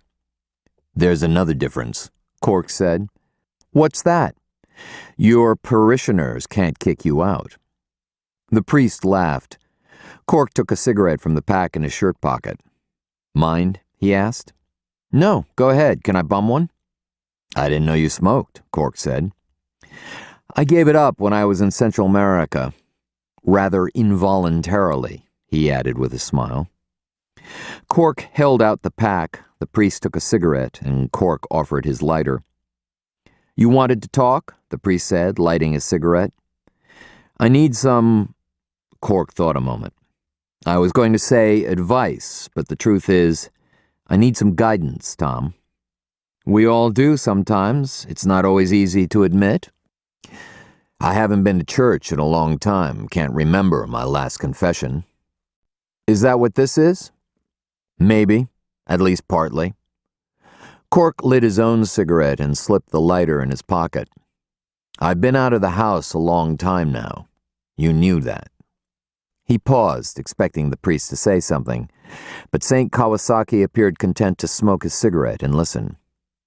"I've started seeing another woman." The priest didn't seem surprised in the least. I didn't think about it at first, where it was going, what ultimately would be involved. I wasn't thinking clearly about a lot of things, but now, Cork hesitated. Now, the priest encouraged. Now every time I see my children, I'm afraid. Afraid of what? Hurting them badly? Hurting them forever? The priest held his cigarette delicately between his thumb and index finger, smoking in a way Cork had always considered continental.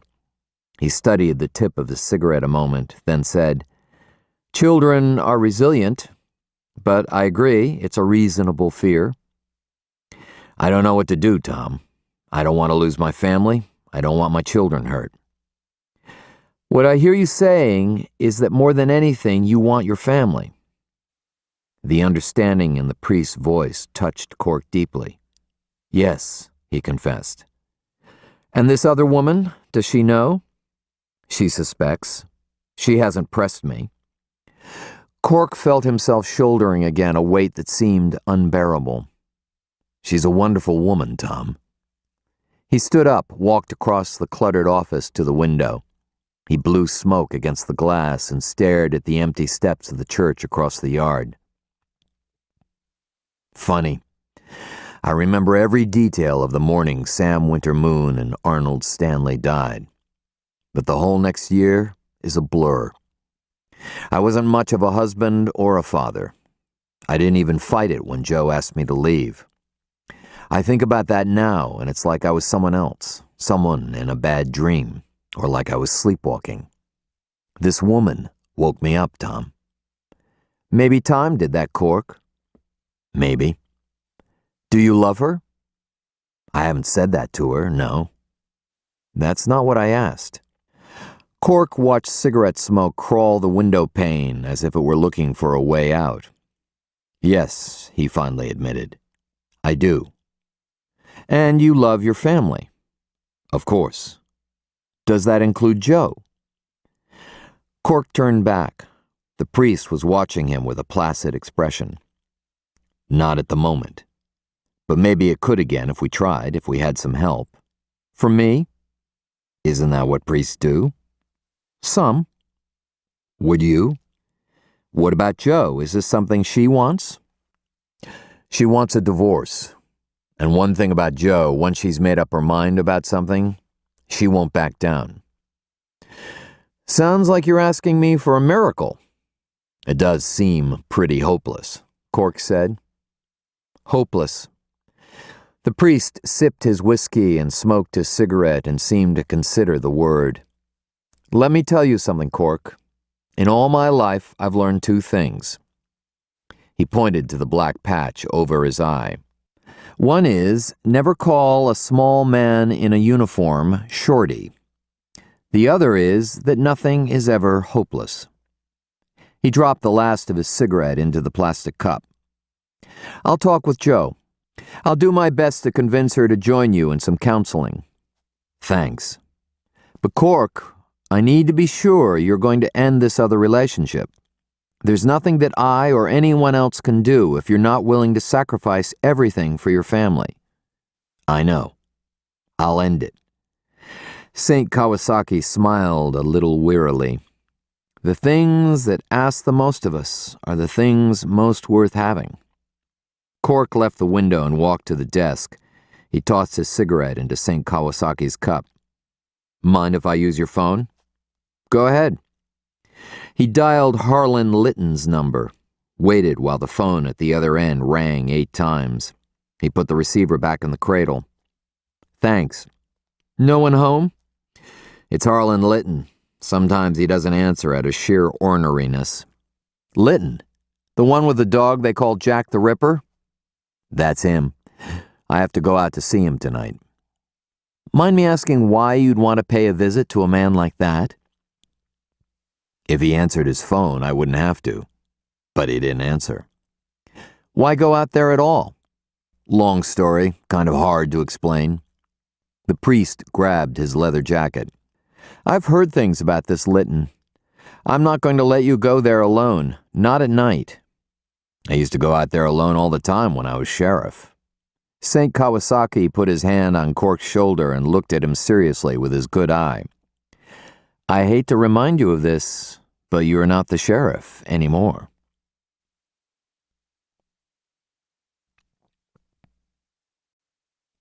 Chapter 14.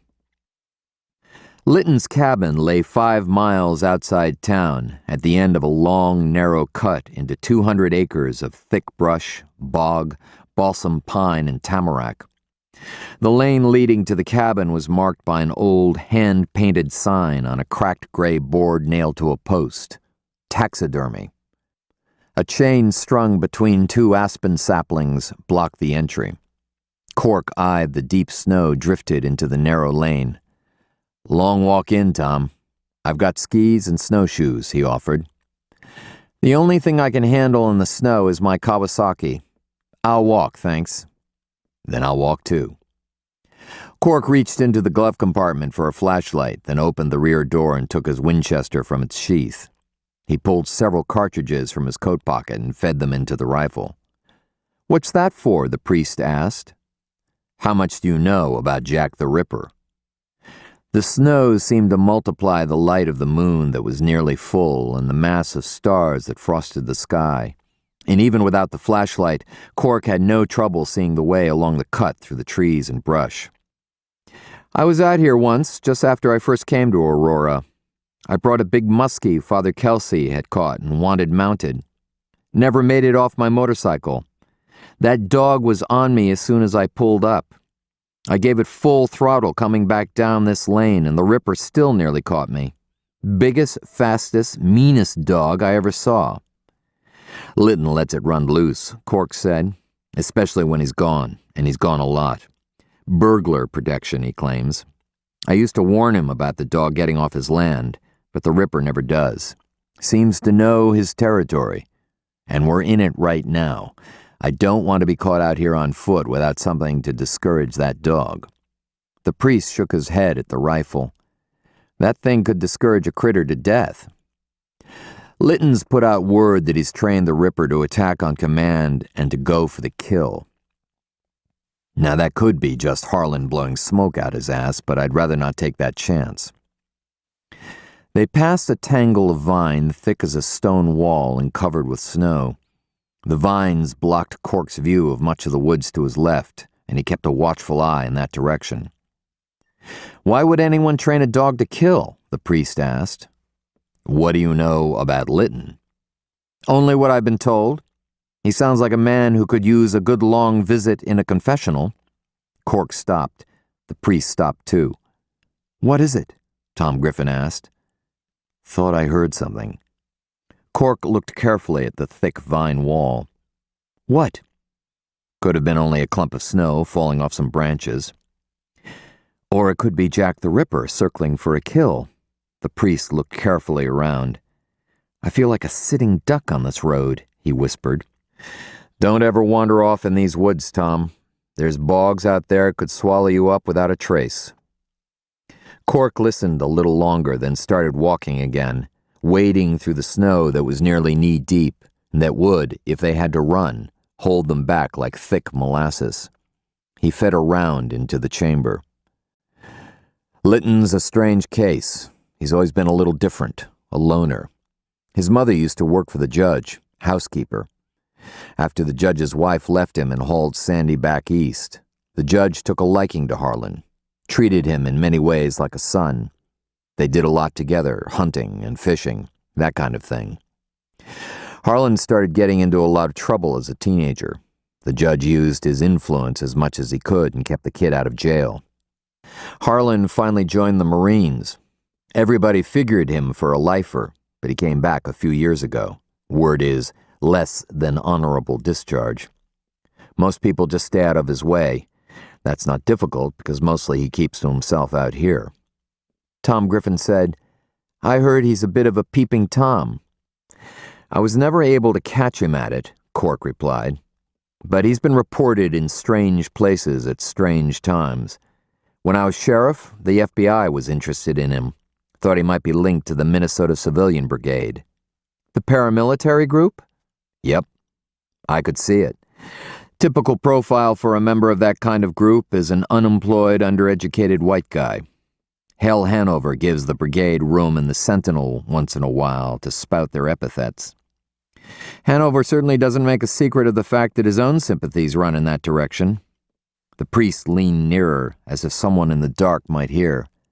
Just between you and me, with that shaved head and those cold blue eyes, old Hell looks just like a Nazi commandant. As if saying the name of Hell Hanover was like conjuring the devil, the priest looked carefully about. Why in God's name are you out on a night like this to see a man like Harlan Litton? Henry Malou says he heard the Wendigo call his name. The what? Long story, Tom. Believe me, I wouldn't be out here if Litton would just answer his damn phone. I've been trying him all day. Either he can't, or he's in one of his moods. It's important for you to know which? The judge is dead. Harlan and him have a long connection. Now Henry Malou's heard the Wendigo call Harlan's name. I'd just like to check on Harlan. Professional curiosity, isn't that the sheriff's job? The Wendigo is not something Wally Shawno's likely to consider seriously. And you do. Cork thought about telling the priest that he'd heard the Wendigo call his own name, and that his interest wasn't professional but quite personal and very pressing. But he decided to keep it simple. Once I begin to wonder about a thing, it's hard for me to let go. There's his cabin, Cork said in a low voice. He's got lights on, good sign. Him and the Ripper enjoying a quiet evening chewing on somebody's bones. The cabin was small but sturdy, with a shake roof and split shutters, all of cedar. There was a small garage to one side and a shed in back. From what little Cork knew about Litton, he understood the shed was where the man used to do his taxidermy work. With the Ripper around, very few people brought Litton that kind of business anymore. "Litton," he called. "Harlan Litton." There was no response from the cabin. "It's Cork O'Connor. I've got Father Tom Griffin with me." Cork glanced at the priest. He was never much impressed with my sheriff's badge. I figure if he's thinking of taking a bead on us, your collar might carry some weight. Thanks. He'll shoot me first, out of respect. "Litton, are you there?" Cork tried again. "Come on, Tom. If he hasn't shot at us by now, he probably won't." "Don't forget about the Ripper." Cork started ahead. From behind the wall of vines to the left came a blur of black against the white of the snow. Cork caught the movement out of the corner of his eye. He swung around as a huge black shape charged through the snow, bounding up and down, moving swiftly as a stone skipping over water. "Tom!" Cork cried, trying to warn the priest. St. Kawasaki saw it coming. He lifted his arm to fend off the attack. Cork had the Winchester shouldered, and he fired at the black form as it launched itself at the priest. The Ripper yelped, and his body jerked violently in midair. Tom Griffin turned and ducked, taking the impact of the dog with his shoulder. The Ripper slammed into him, then fell and lay still, a great black shape embedded in the snow at the priest's feet. As they both watched, the dark color of his fur seemed to melt out of its throat, staining the white snow. "No!" Harlan Litton screamed, rushing from the cover of the vine wall. Litton was a wiry little man with a face always in need of shaving. In the crisp winter air, as Litton knelt down beside Jack the Ripper, Cork caught the smell of whiskey and the odor of a body long overdue for a bath. "Jack!" Litton whispered. He felt at the dog's throat. The Ripper made a sound, very faint. "Don't die, Jack," Litton pleaded. "Don't die, Jackie boy, don't die on me." The great dog tried to lift its head. Then it went still and didn't move again. "I'm sorry, Mr. Litton," Father Tom Griffin said. "Fuck you," Litton sobbed. "God damn it, Harlan." Cork was flushed with adrenaline and shaking with rage. "I didn't want to shoot your dog, but Jesus, you sicked him on us. What the hell did you do that for? You were trespassing, you dog-killing son of a bitch." Litton lifted his face, and Cork could see the line of tears down each of his grizzled cheeks. "You didn't have to shoot him." "He could have killed somebody," Cork snapped. "He should have killed you." Litton leaped to his feet and started at Cork. With surprising speed and strength, the priest grabbed him from behind and restrained him. "Easy, man," Tom Griffin said. "Just take it easy." Litton struggled a moment, swearing at them both. The priest was larger and stronger and held him tightly. Finally, Litton went limp, and the only sound he made was a bitter sobbing. The priest let go. Litton slumped down beside his dog. "Somebody come sneaking around my place last night," Litton said in a small voice. "In the middle of the storm?" Cork said. "Stood out here calling my name like you done." "Did you see who?" "Fucking coward wouldn't show himself. I sent Jack after him, scared him off." "We weren't trying to sneak up," the priest said. But Litton wasn't listening. He bent and laid his body across his dog. "Look, Harlan," Cork said, "I'm sorry about Jack." "I'll get you, O'Connor," he threatened in a choked voice. "I'll make you suffer for killing Jack. I swear to God I will." Cork looked down, and although he had never liked Harlan Litton one bit, he felt sorry for him. "Come on," the priest said, taking Cork by the shoulder. "There's nothing you can do. Leave him be." Cork followed Tom Griffin back down the lane. They'd gone 50 yards when Cork heard a cry rise behind them, a wail of grief, prolonged and primordial. The priest paused and glanced back. "God be with him," he said, "because from the looks of it, no one else ever will." Chapter 15. Cork dropped St. Kawasaki off at the rectory. Then he went to Sam's place. He opened the door, took a step into the dark, and reached for the light switch. His hand never made it. A blow to his stomach made him double over. Another to his ribs sent him down, breathless and in pain. The weight of a big man settled on his back, pressing him face down on the cold floor. The icy barrel of a rifle nuzzled his left temple. "Shut the goddamn door." What little light had come into the room with Cork was blotted out as the door slammed shut. Cork felt hot breath across his cheek and caught the smell of barbecued potato chips. The voice that followed was a rasping whisper. "Listen up, O'Connor. You got one chance to stay alive. You listening?"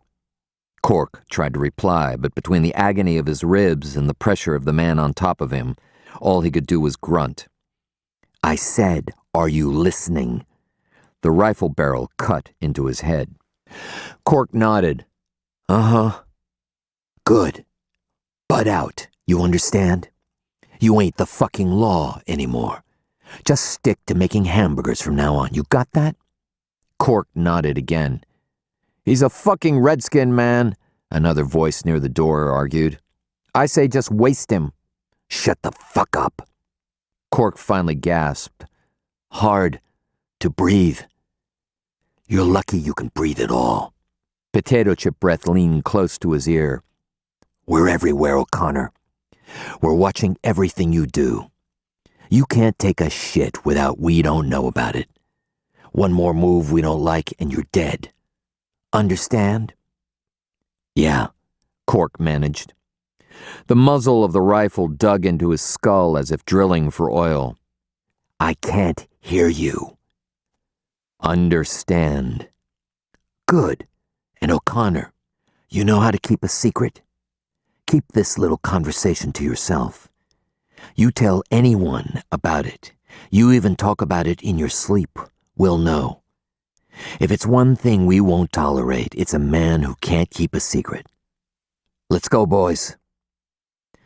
Potato chip breath pulled away. The weight lifted from Cork's back. The door opened. Before it closed, Cork received a parting kick in his ribs. Then he was in darkness. It took a minute for him to move. He heard the sound of snowmobiles in the woods where the ruins of the old foundry stood. The sound moved off like a swarm of departing insects. He rose slowly to his knees and touched his ribs. They hurt like hell. He held to the wall and painfully drew himself up. He flipped the light switch. The sight that greeted him was almost worse than the pain. Sam's place was in shambles. The window over the kitchen sink was shattered. Cushions lay cut open on the floor. The mattress had been yanked off his bed, sliced apart, and the stuffing pulled out. The cabinet stood open, the contents scattered. There were Christmas presents in the closet, gifts for his children and for Joe and Rose. The wrapping had been ripped off, the gifts torn open. Through the door that led to the burger stand, Cork saw canisters and boxed goods for the summer tourist trade broken apart. There was another problem. Cork could see his breath. The air inside the cabin felt no warmer than the air outside. He sat on the cushionless couch for a while, shaking, first from shock, then rage. He wanted to kill someone, blindly, but he didn't know who. When he was able to think straight and to move, he cut apart a cardboard box and taped it over the gaping window. The thermostat on the wall was still set for 64 degrees, but the room temperature was only 3 degrees above freezing. The radiators felt like ice. In the basement, he discovered the ancient oil burner was silent as death. He tried the reset button. Nothing happened. He kicked the burner a couple of times. Then he went upstairs and called Art Winterbauer, who'd handled the old furnace in the past. "Did you try the reset?" Winterbauer asked in a tired voice. "I tried the reset." "Did you kick her a couple of times?" "I kicked, for Christ's sake." "Well, don't get mad at me, Cork. I ain't the one with the antique furnace." "Look, it could be the thermostat," Winterbauer said. "Won't know till I have a chance to look, and I won't have a chance till Monday at the earliest." "Monday?" "Yep, up to my eyeballs right now. I can give you the names of a couple of other guys you could try, but I doubt you'll have much luck with them either. Besides, that old behemoth of yours takes some special doing. If you want to wait till Monday, use a space heater or something, or drain your water pipes and check into a motel." He turned off the valve on the main water pipe, put a bucket under the drain valve, and opened it. He emptied the bucket twice in the sink before the flow slowed to an occasional drip. He flushed the toilet and drained the tank. All the while, he was considering his options. He could, as Winterbauer suggested, stay in a motel, but he hated motels. Also, it was Christmas, and he didn't have that kind of money to throw away. He considered calling Molly, but his promise to the priest quickly turned him from that thought. Finally, he went upstairs and dialed the number of the house on Gooseberry Lane. Rose answered. "Of course you'll stay here," she told him when he explained his predicament. "I'll get the guest room ready." "I think you should discuss it with Joe," Cork cautioned her. "If she were here, I would," Rose replied, "but she's not, and I'd insist anyway." "Thanks, Rose," Cork said. "Thanks a lot." He gathered up a change of clothes and a few toilet articles and put them in a gym bag. He put the gifts into a big box, thinking he would wrap them again at Gooseberry Lane. He took one last item, a rolled bearskin from a trunk in the cellar behind the old heater. He locked the door, got in the Bronco, and headed home.